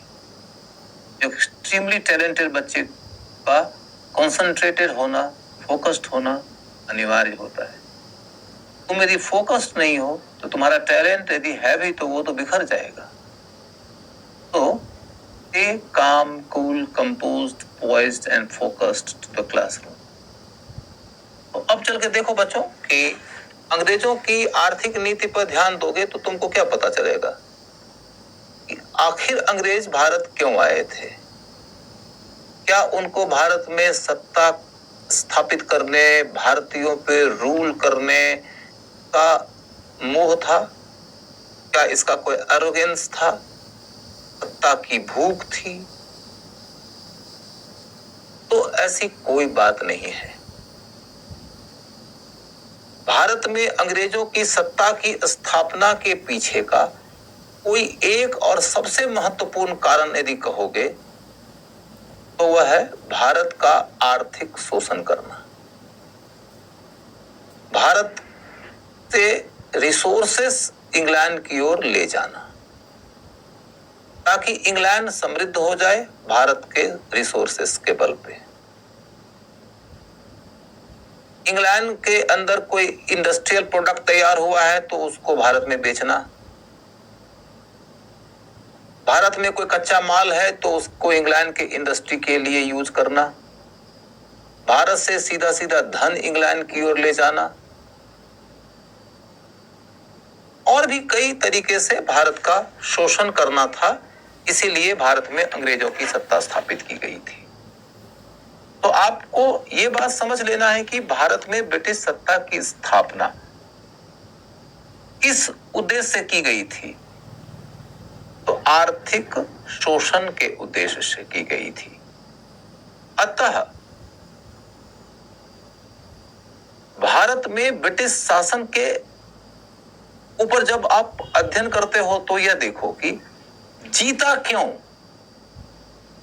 और जीता कैसे, ये दो चीजें हैं। जीता कैसे के अंतर्गत हम ये बात करेंगे कि कौन कौन से कारण थे कि अंग्रेजों की जीत हो गई, क्या क्या रणनीति अपनाया कि अंग्रेजों की जीत हो गई। लेकिन जीता क्यों, तो शोषण करना था। अगला मुद्दा आपने पढ़ा, भारत में ब्रिटिश प्रशासनिक व्यवस्था का विकास, उसकी नौकरशाही, उसकी सेना, उसकी न्यायिक प्रणाली, संवैधानिक सुधार, ये सब कुछ जब किया जाएगा तो कोई भी सिस्टम जब बनाया जाता है, सिस्टम क्या उद्देश्य से अलग होकर बनाया जा सकता है? जो तुम्हारा उद्देश्य होगा उस उद्देश्य की पूर्ति के लिए ही ना तुम व्यवस्था बनाओगे। पर्पस की पूर्ति के लिए सिस्टम बनाया जाता है। यदि पर्पस की पूर्ति नहीं होगी तो तुम उसके लिए सिस्टम कैसे बनाओगे? Your system will be purposive. कोई भी सिस्टम एक उद्देश्य की पूर्ति के लिए बनाया जाता है। और अंग्रेजों का उद्देश्य क्या था? अंग्रेजों का उद्देश्य आर्थिक था। इसी आर्थिक उद्देश्य को ध्यान में रखकर उन्होंने सिस्टम बनाया था। इसीलिए ये जरूर याद रखिएगा कि अंग्रेजों के आर्थिक उद्देश्य को जो नहीं समझते हैं वो मेंस के स्तर पर न तो उनके विजय के कारण को ठीक से एक्सप्लेन कर पाएंगे, न तो उनके प्रशासनिक व्यवस्था ऐसी स्थापित क्यों हुई, इसको ठीक से समझ पाएंगे। सबके पीछे का मूल मामला है उनका उद्देश्य क्या था। जैसे कि एक छोटा सा मुद्दा लेके देखो, अंग्रेजों ने शासन की व्यवस्था स्थापित किया और उसको नस्लवादी बना दिया। तो नस्लवादी क्यों बनाया? वो कहते थे कि अंग्रेज सुपीरियर है भारतीयों की तुलना में, तो आखिर वो ये बात बार बार क्यों कहते थे कि अंग्रेज सुपीरियर है भारतीयों की तुलना में? तो थोड़ा थोड़ा तो मामला ऐसा भी हो सकता है कि भैया वो विजेता थे, वो समृद्ध थे और सरकार उनके हाथ में आ गई थी तो अपने को सुपीरियर मान रहे थे। सशक्त और समृद्ध और सत्ता में बैठे हुए लोगों में ज्यादा काबिल होने का बोध, ज्यादा काबिल होने का भाव प्रायः आ जाता है। और जो हमसे हार गए हैं, जो हमसे कमजोर हैं, जो हमसे गरीब हैं, जो लाचार हैं, उनके दुर्बल होने का भाव भी मेरे मन में, हमारे मन में, लोगों के मन में प्रायः आ जाता है। ये एक सामान्य मानवीय व्यवहार है। फिर तुम अपने समाज में जाकर देखो तो जो हिंदू समाज है उसके अंदर जो अग्री जाति के लोग रहे, उनके अंदर प्रायः इस बात का बोध रहा, अब आज नहीं है, आज कम है, ये बात आप मानिए, लेकिन पहले ज्यादा था, ये बात आप जानिए, कि अग्री जाति के लोग ये मानते थे कि हम लोग ज्यादा योग्य हैं, हम ज्यादा पराक्रमी हैं, हम ज्यादा बलिष्ठ हैं, हम ज्यादा नैतिक हैं, ज्यादा ईमानदार हैं, वगैरह वगैरह। ये उच्च जाति के लोगों के मन में भी भावना रही थी। अतः इसे आप जाति भेद कहिएगा। जब मुसलमानों ने भारत में सत्ता स्थापित किया तो यह भावना मुसलमानों के मन में अपने प्रति थी। मुसलमान अपने आप को हिंदुओं से ज्यादा योग्य, ईमानदार, पराक्रमी मानते थे। हिंदुओं को शासन में भागीदारी नहीं देते थे। यहां तक कि मुसलमानों के बीच में भी सारे मुसलमान को बराबर नहीं मानते थे। मुसलमानों के शासन के दौरान धार्मिक आधार पर भी भेद था और धार्मिक भेद के अतिरिक्त वो मुसलमानों में भी सबसे श्रेष्ठ मुसलमान मानते थे उनको जो तुर्की थे। तुर्की नस्ल के लोगों को सुपीरियर मानते थे। अब ब्रिटिश की ओर चलकर देखो, जो भारत में अंग्रेजों की सत्ता स्थापित हुई तो उसके दौर की कहानी क्या है। तो अंग्रेज जो सत्ता स्थापित किए उस दौरान उन्होंने अपने को सुपीरियर करार दिया। तो थोड़ा थोड़ा मामला तो ये जरूर रहता है कि विजेता जाति के अंदर अपने श्रेष्ठ होने का अहंकार हो ही जाता है। लेकिन सबसे बड़ा कारण यदि खोजोगे तो ये था कि उन्हें ये लगता था कि भारत के लोगों को यदि शासन में सभी विभागों में बड़े बड़े पद दे देंगे तो वो किसी भी क्षण भारतीय लोगों के प्रति संवेदनशील हो सकते हैं। भारतीय धर्म, भारतीय समाज, संस्कृति के प्रति उनके मन में मोह का भाव जग सकता है। उनके मन में राष्ट्रवाद की भावना प्रबल हो जाएगी, तो हमारे खिलाफ विद्रोह हो जाएगा और हम विद्रोह का दमन नहीं कर पाएंगे, हमारी सत्ता ही खत्म हो जाएगी।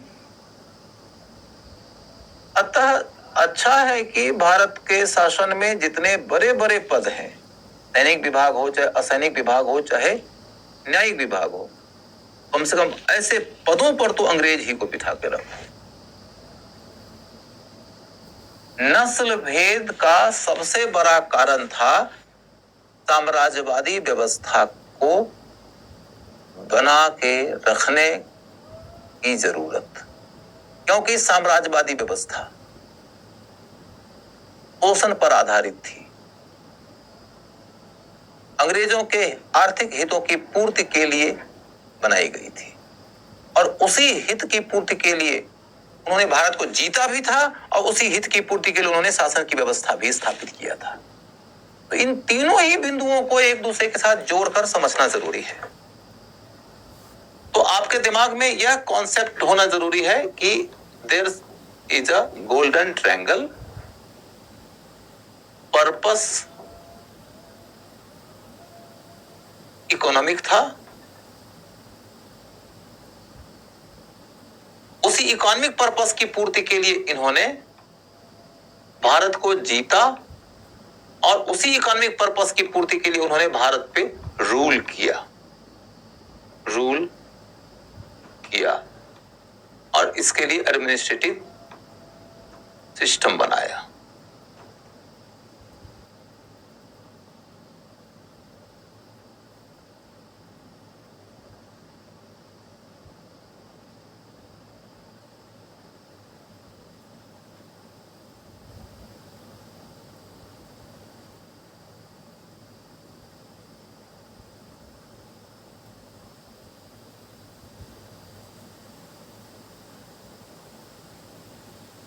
तो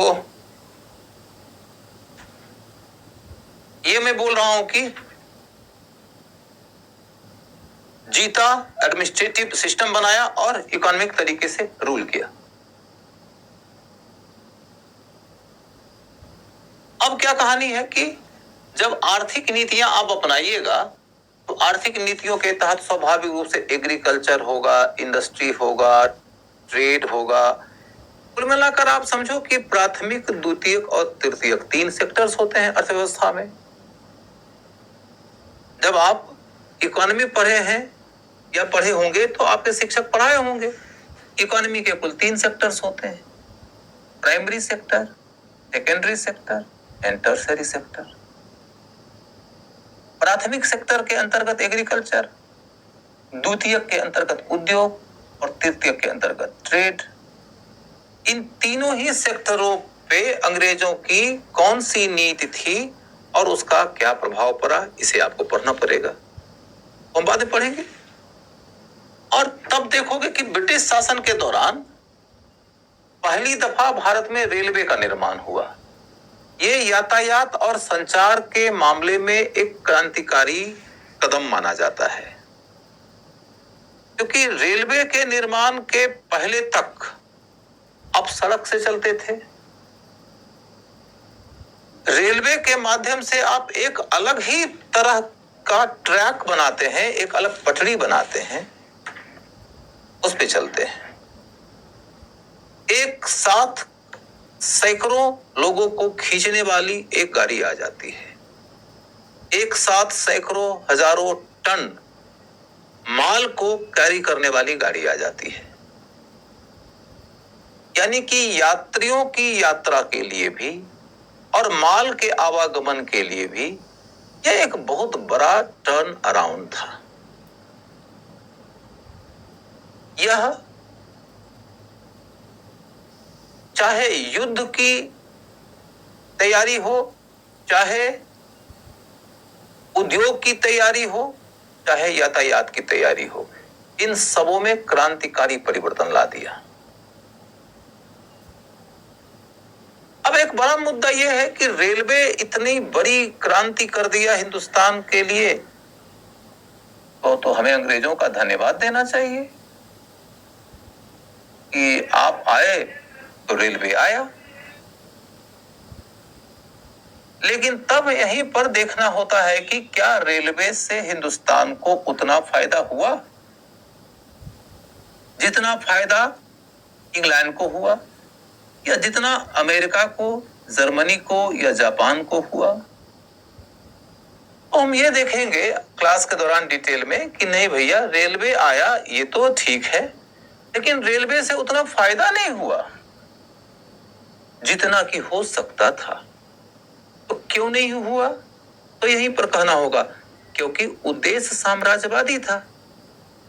उद्देश्य था कि अंग्रेजों का हित सधे, तो भारतीयों का हित साधने की दिशा में कोई कार्य किया ही नहीं गया।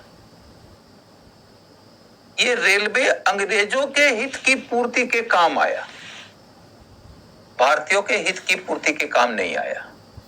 ये एक बड़ा मुद्दा हो जाएगा।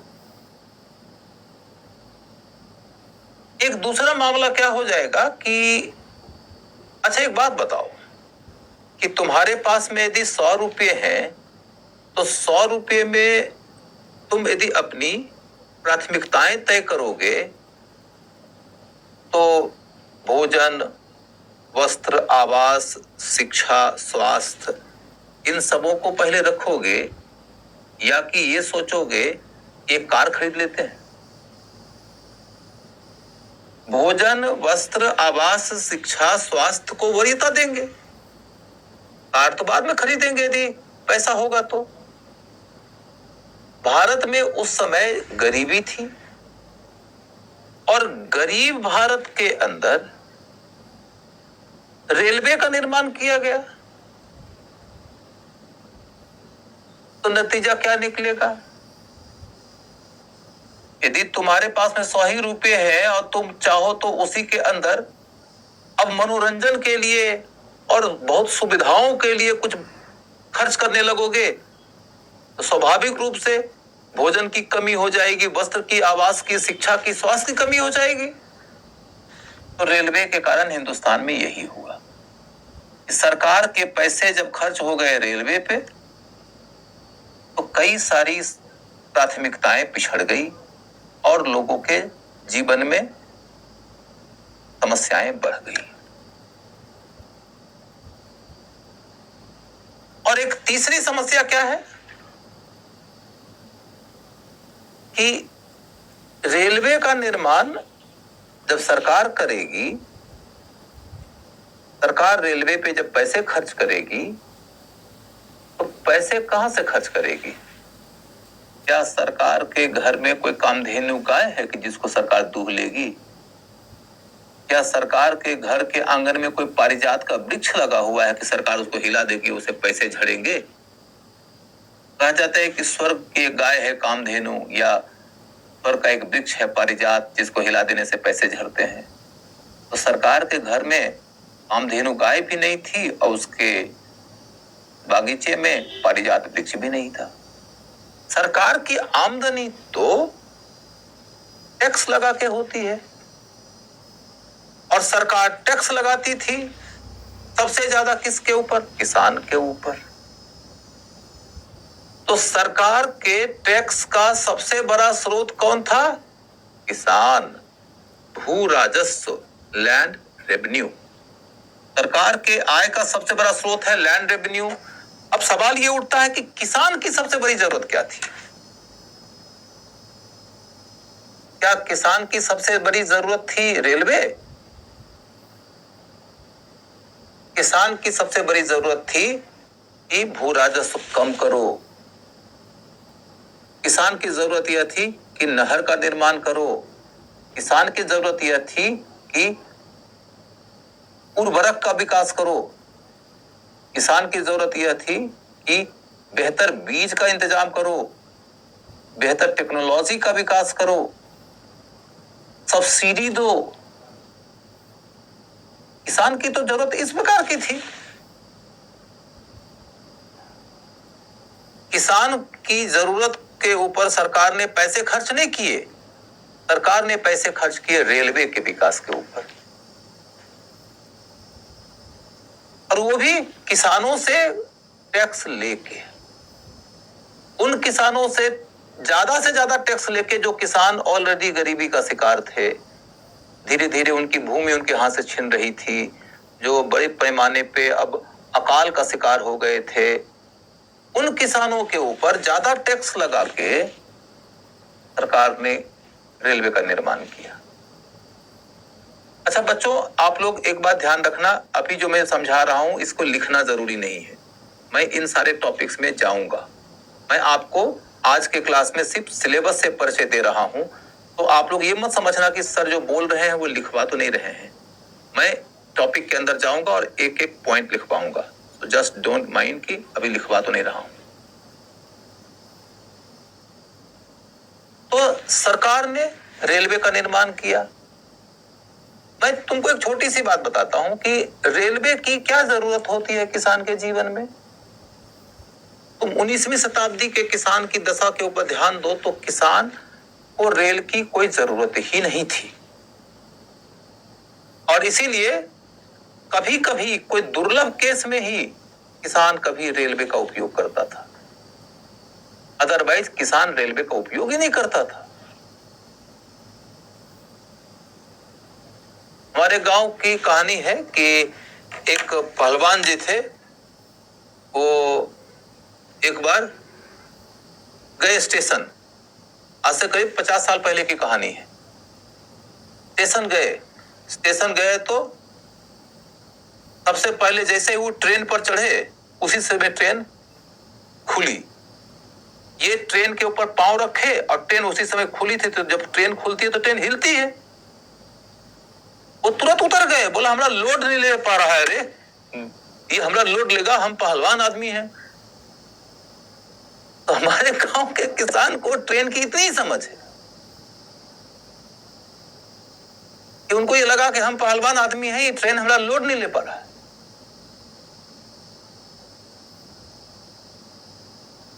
दूसरे दिन उनको सब समझा बुझा के भेजा, बोला रहे नहीं, ट्रेन बहुत मजबूत चीज है, तुम उसके सामने कुछ नहीं हो, उसके नीचे आओगे तो कचकचा के मर जाओगे। तो बोला अच्छा तब चलो चलते हैं। फिर दोबारा गए, दिन ट्रेन में बहुत भीड़ थी, वो उतर के चले आए गांव। फिर लोग पूछा कि गए नहीं, बोला तो सीट ही नहीं मिल रहा बैठने के लिए, तो टिकट रहते हुए हम खड़ा होकर जाएंगे, टिकट ले ही लिए हैं तो जाएंगे दूसरे दिन। उनको इतना नहीं पता था कि टिकट उसी दिन का होता है, अगले दिन ये टिकट वैलिड नहीं होगा। गांव के किसानों के जीवन में ट्रेन का इतना ही स्थान होता है कि उनको 20वीं शताब्दी के सेकेंड हाफ में भी ट्रेन की इतनी ही कम समझ थी। 20वीं शताब्दी के सेकेंड हाफ में भी ट्रेन की उनको इतनी ही समझ थी। गांव के किसान के लिए रेलवे का इतना ही दूर तक का नाता होता है। वो तो बैलगाड़ी से चलने वाला समाज है, उस समय के समाज की बात बोल रहा हूं, बैलगाड़ी से चलने वाला समाज था। थोड़ा दूर जाएगा तो घोड़ा पे चढ़ के चला जाएगा, धनी किसान होगा तो हाथी पे चढ़ के चला जाएगा, पालकी पे चढ़ के चला जाएगा, रेल पर चढ़ के जाएगा कहां? कोई बहुत बड़ा धनी मानी किसान होगा तो हो सकता है कि तीर्थ यात्रा करने के लिए कभी कभी जाए जीवन में एक बार। अदरवाइज इंडिया के एग्रीकल्चरिस्ट सोसाइटी के जीवन में रेलवे की कोई भूमिका ही नहीं थी। लेकिन सरकार ने उसी किसान से कर लेकर के रेलवे का निर्माण कर दिया। ये किसानों के साथ में बहुत बड़ा अन्याय था। ये वाला मुद्दा उठाना है। कुल मिलाकर देखो तो रेलवे के ऊपर अपने आप में फोकस करके आपको तैयारी करना है। इसके ऊपर मेंस में क्वेश्चन आ सकता है, और मेंस के ख्याल से ये वाला मुद्दा धन का निष्कासन और अकाल बहुत महत्वपूर्ण मुद्दा है, वेरी वेरी इंपॉर्टेंट। क्योंकि मोटे तौर पर तुमको समझना है कि ब्रिटिश शासन के दौरान हिंदुस्तान की अर्थव्यवस्था के ऊपर क्या असर पड़ेगा। हिंदुस्तान की अर्थव्यवस्था में क्रांति तो आ नहीं जाएगी। हिंदुस्तान की अर्थव्यवस्था एग्रीकल्चर के सेक्टर में चाहे ट्रेड इंडस्ट्री के सेक्टर में बर्बाद ही तो होना है। हिंदुस्तान में परंपरागत उद्योग इतना उन्नत था कि भारत पूरी दुनिया में सबसे आगे था, बर्बाद हो गया। अंग्रेज कहते हैं कि हमारे शासन के दौरान कुछ मॉडर्न इंडस्ट्री आया, लेकिन नहीं के बराबर आया। भारत पूरी दुनिया के इंटरनेशनल मार्केट में 23% का हिस्सेदार था। इंडिया इंटरनेशनल मार्केट में 23% का सप्लाई करता था। 23%, 1/4। दुनिया का सबसे बड़ा एक्सपोर्टर कौन था? तो भारत। और एक्सपोर्ट करता था तो किस चीज का एक्सपोर्ट करता था? अपने शिल्पकारों के द्वारा तैयार की गई वस्तुओं का, अपने मैन्युफैक्चर्ड आइटम्स का, या अपने एग्रीकल्चरल आइटम्स का, अपने मसाले का। तो हिंदुस्तान दुनिया का सबसे बड़ा एक्सपोर्टर था। और उस हिंदुस्तान की स्थिति क्या हो गई कि जब अंग्रेज हिंदुस्तान से जा रहे थे तो हिंदुस्तान दुनिया के सबसे गरीब देशों में से एक था।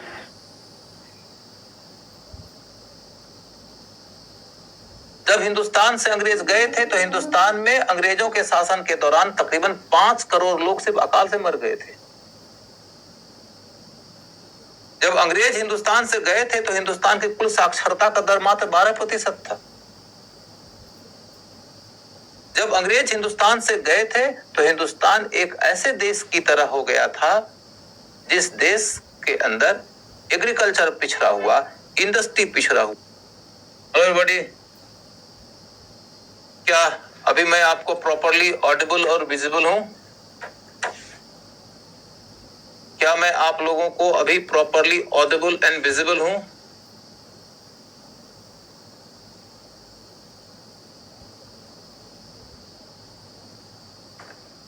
यदि हाँ तो आप लोग मुझे ये बताइए कि मैं सबसे अंत में क्या बोला था जिसके बाद आपका क्लास स्टक हो गया था। क्लास के स्टक होने के ठीक पहले सबसे अंतिम लाइन क्या मैंने बोला था, आप मुझे ये बता दें ताकि मैं उसके आगे ले चलूं। धन्यवाद बच्चों, मैंने आपका कमेंट देख लिया। अब मुझे वो बता दीजिए कि सबसे लास्ट लाइन क्या बोला था।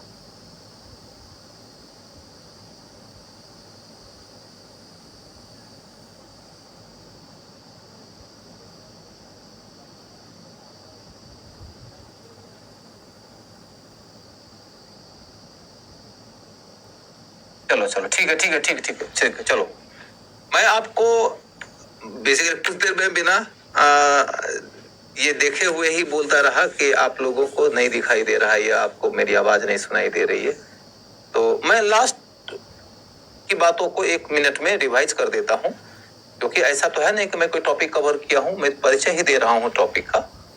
तो मैंने आपको ये बताया था कि ब्रिटिश शासन के दौरान आपको क्या दिखाई देगा कि ये एक ऐसी सरकार थी जिसके आने के पहले तक इंडिया एक समृद्ध देश हुआ करता था। इनके आने के पहले तक इंडिया इंडस्ट्री में दुनिया में नंबर 1 था और इंडिया विश्व व्यापार में 23% एक्सपोर्ट का हिस्सेदार था। इंडिया के लोगों में जो आर्थिक साधन थे उसमें एक तरफ एग्रीकल्चर था, एक तरफ इंडस्ट्री था, एक तरफ ट्रेड था। इंडस्ट्री और ट्रेड इंडिया के लोगों के आजीविका का एक बड़ा स्रोत था। लेकिन ब्रिटिश शासन के दौरान क्या हुआ कि इंडिया का एग्रीकल्चर भी तबाह हुआ, इंडिया के परंपरागत उद्योग की बर्बादी हो गई। इंडिया एक ऐसे ट्रेड का हिस्सेदार हो गया जिसमें इंडिया सिर्फ और सिर्फ इंपोर्ट करता है और यदि एक्सपोर्ट करता है तो ज्यादातर कच्चे माल का। पहले क्या एक्सपोर्ट करता था? अपने उद्योगपतियों के द्वारा तैयार किए गए माल का। अब क्या करता है? कच्चे माल का। और दूसरे देश के उद्योगपतियों के द्वारा तैयार किए गए माल को इंपोर्ट करता है। नतीजा क्या निकला? हिंदुस्तान में गरीबी, बेरोजगारी, और जब गरीबी होगी, बेरोजगारी होगी तो स्वाभाविक रूप से जीवन स्तर नीचे गिरेगा। जीवन स्तर नीचे गिरा, साक्षरता का स्तर नीचे गिर गया। अंग्रेज जब गए थे तो मात्र 12% की साक्षरता थी और अकाल की तो इतनी भयावहता कि ब्रिटिश शासन के दौरान करीब 5 करोड़ लोग अकाल से मर गए थे। तो इस पूरे टॉपिक से आपको जो पढ़ना है वो ये कि ब्रिटिश सरकार के दौरान भारत में उनकी आर्थिक नीति क्या थी और उस आर्थिक नीति का प्रभाव क्या था। इसके तहत पीटी और मेंस दोनों में क्वेश्चन पूछे जा सकते हैं। 2013 में मेंस में क्वेश्चन आया है ब्रिटिश सरकार की आर्थिक नीतियों के प्रभाव। उसके बाद क्वेश्चन आया है रेलवे पर और फिर आया है अकाल पे। तो आप समझ सकते हो कि ये टॉपिक बहुत महत्वपूर्ण है। समझ गए? अब हम अगले टॉपिक की ओर मूव कर रहे थे और हमने कहा था कि हमारा 5वां टॉपिक है पहला टॉपिक था यूरोपीय कंपनियों का आगमन, दूसरा टॉपिक था ब्रिटिश कंपनी की जीत, तीसरा था उनकी प्रशासनिक संवैधानिक व्यवस्था, उसके बाद अगला टॉपिक चौथा था आर्थिक नीति और प्रभाव, और पांचवा टॉपिक है ब्रिटिश शासन के दौर में सामाजिक और सांस्कृतिक सुधार। इसके तहत आप देखते हो एक मुद्दा है शिक्षा, एक मुद्दा है समाज सुधार के सरकार के द्वारा बनाए गए अधिनियम, और तीसरा है ईसाई धर्म का प्रसार। ईसाई धर्म का प्रसार, ईसाई धर्म का प्रसार, और चौथा है सुधार आंदोलन। सुधार आंदोलन, सुधार आंदोलन।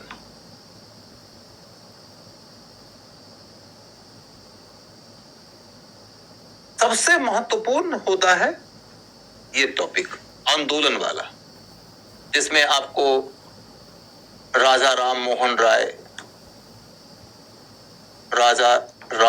राय, दयानंद सरस्वती,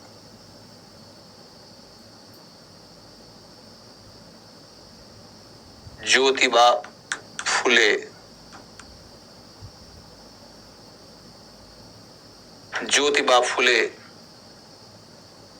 श्री नारायण गुरु, इनका अध्ययन करना है। विवेकानंद,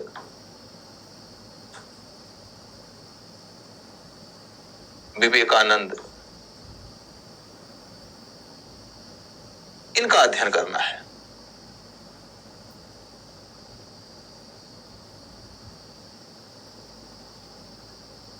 तो इस टॉपिक को जब आप पढ़ोगे तो मोटे तौर पर जिस एक जगह पर आपका ध्यान केंद्रित होगा वो ये कि भारत आखिर अंग्रेजों से हार तो गया ही था। जब अंग्रेजों से हार गया तो एक बड़ा प्रश्न खड़ा हुआ कि कौन सी कमियां थी हमारे समाज में कि हम पिछड़ गए।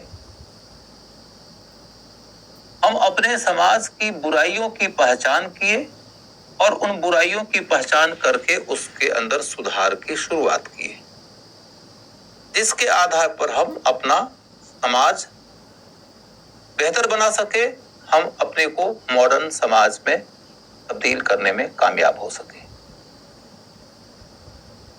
समाज के अंदर की बुराइयों को ठीक करने के लिए कुछ कानून भी बनाए गए जो सरकार की तरफ से बनाए गए, और समाज की बुराइयों को ठीक करने के लिए समाज को जागरूक करने की कोशिश भी की गई जो आंदोलनकारियों के द्वारा की गई। उसके लिए उन्होंने साहित्य भी लिखा, उसके लिए उन्होंने संस्थाओं का भी निर्माण किया, उसके लिए उन्होंने संस्थाओं के माध्यम से समाज के लोगों को विभिन्न मसलों पे जागरूक करने की कोशिश किया। सती प्रथा को रोकने के मामले में, चाहे विधवा के पुनर्विवाह के मामले में, चाहे बाल विवाह को रोकने के मामले में, चाहे जाति भेद को रोकने के मामले में, समाज को जागरूक करने की कोशिश की। मोटे तौर पर देखोगे तो आपको यह पता चले कि भारतीय समाज में, पर्टिकुलरली हिंदू समाज में, दो समस्याओं को केंद्रीय माना गया। एक है लिंग भेद और एक है जाति भेद। इन दोनों को इस तरीके से देखा गया कि इसमें एक शोषक है, एक शोषित है। अपर कास्ट वाला शोषक है, लोअर कास्ट वाला शोषित है। पुरुष शोषक है, महिला शोषित है। यही समस्या है। और समाधान के रूप में क्या देखा गया? समाधान के रूप में देखा गया कि समानता की स्थापना हो जानी चाहिए। मानव और मानव के बीच में मानवीय संबंध होना चाहिए। मानवीय संबंध का मतलब कि हम तुम्हारी श्रेष्ठता इसलिए नहीं मान लेंगे कि तुम अग्री जाति के हो, और कोई पिछड़ी जाति का हो के छोटा नहीं हो जाएगा। जाति से कोई बड़ा नहीं होता, जाति से कोई छोटा नहीं होता। मानव होने के नाते तुम भी मानव, हम भी मानव, हम दोनों बराबर के हैं। ऐसा ही समाज गढ़ना चाहिए। ये किसने कहा? समाज सुधारकों ने कहा। महिलाओं के लिए भी तमाम प्रकार की बराबरी की बातें शुरू हो गई। तो समझो कि समाज सुधार आंदोलन की मूल प्रवृत्ति क्या थी? तो ये थी कि मानव को मानव समझो, मानव का मानव के साथ में संबंध मानवीय आधार पर तय करो, उनको अधिक से अधिक स्वतंत्रता दो और उनके बीच में अधिक से अधिक समानता बहाल करो। यही है समाज सुधार आंदोलन की मुख्य प्रवृत्ति। बाकी डिटेल तो हम लोग बाद में पढ़ेंगे। इसके बाद देखोगे कि इसी के साथ में अगला मुद्दा आता है कि जब सरकार हिंदुस्तान में स्थापित हो गई, शोषण कर लिया, शोषण के तमाम बुरे परिणाम सामने आ गए और हिंदुस्तान के लोग अब आधुनिक चेतना से प्रेरित भी हो गए। उनके अंदर आधुनिक शिक्षा भी आ गई। आधुनिक शिक्षा के कारण वो यूरोप में जिन रास्तों से आधुनिकता आई थी उन सारे विचारों को भी पढ़ लिए। स्वतंत्रता का विचार, समानता का विचार, राष्ट्रवाद का विचार, लोकतंत्र का विचार, ये भी भारतीय लोगों ने पढ़ लिया। उनके दिमाग में अब अंग्रेजों के शोषण के खिलाफ विरोध की भावना प्रबल होने लगी और इसी विरोध के रास्ते आगे चलकर राष्ट्रीय आंदोलन उभर के आ जाता है। तो अब आप क्या देखते हो कि जब तुम पढ़ते हो अंग्रेजी शासन तो तुमको सबसे पहले सोचना है शोषण, भेदभाव और दमन। ये तीन लक्षण साम्राज्यवादी शासन के होते हैं। साम्राज्यवादी शासन के होते हैं। जब तुम साम्राज्यवादी शासन पढ़ोगे, साम्राज्यवादी शासन जैसे ही कोई बोले उसका मतलब समझना कि उसमें शोषण जरूर होगा, उसमें भेदभाव जरूर होगा, उसमें दमन जरूर होगा। क्योंकि शोषण करना है तो शोषण की व्यवस्था को लंबी आयु देने के लिए सत्ता अंग्रेजों के हाथ में रखना जरूरी है, तो भेदभाव तो होगा ही होगा। नस्ल भेद साम्राज्यवादी हितों की पूर्ति के लिए जरूरी था, ऐसे समझना। और यदि शोषण होगा तो विरोध भी होगा, विरोध होगा तो दमन भी होगा। तो साम्राज्यवादी शासन में तीन बातें तो होती ही होती हैं: शोषण, भेदभाव, दमन। और जब ये तीनों बातें होगी, सवाल ये उठता है कि शोषक किसी समाज का शोषण करके उस पे कितने समय तक शासन कर सकता है? शोषित कितने दिनों तक शोषित रह सकता है?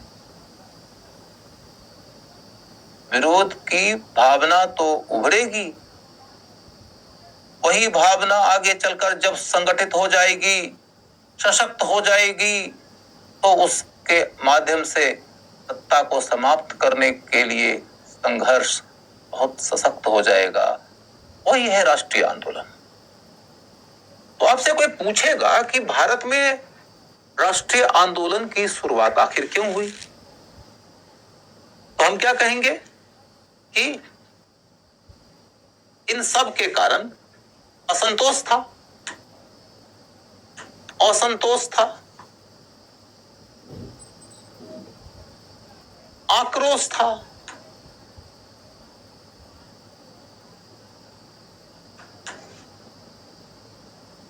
विद्रोह तो होता ही रहा था, विद्रोह होता ही रहा था।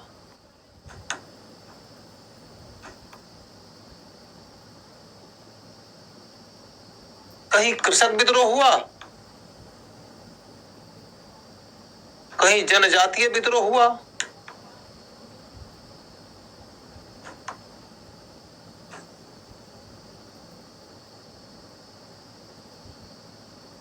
कहीं कृषक विद्रोह हुआ, कहीं जनजातीय विद्रोह हुआ। और उसके बाद फिर क्या है कि 1857 में प्रथम राष्ट्रीय विद्रोह हो गया।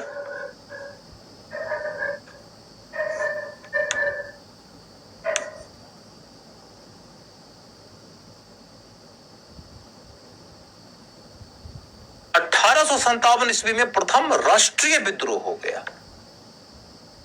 यानी कि पहले के काल में जब विद्रोह होता था ना, तो एक इलाके में रहने वाली ट्राइबल आबादी अपने इलाके से अंग्रेजों को निकालने के लिए विद्रोह कर देती थी। छोटा सा इलाका, छोटी सी आबादी, उनमें इतना सामर्थ्य तो था नहीं कि वो अंग्रेजों की सत्ता को समाप्त कर सकें। उनमें इतनी समझ भी नहीं थी कि हम इतने छोटे से इलाके की छोटी सी लड़ाई के बदौलत दुनिया के सबसे ताकतवर साम्राज्य को पराजित कर देंगे। वो अंग्रेजों के साम्राज्य के स्वरूप को, उसकी शक्ति को, उसकी संभावना को ठीक से समझते नहीं थे। इसीलिए उनका विद्रोह बार बार होता रहता था और विद्रोह का दमन हो जाता था। लेकिन इतनी बात तो स्पष्ट है कि भारतीय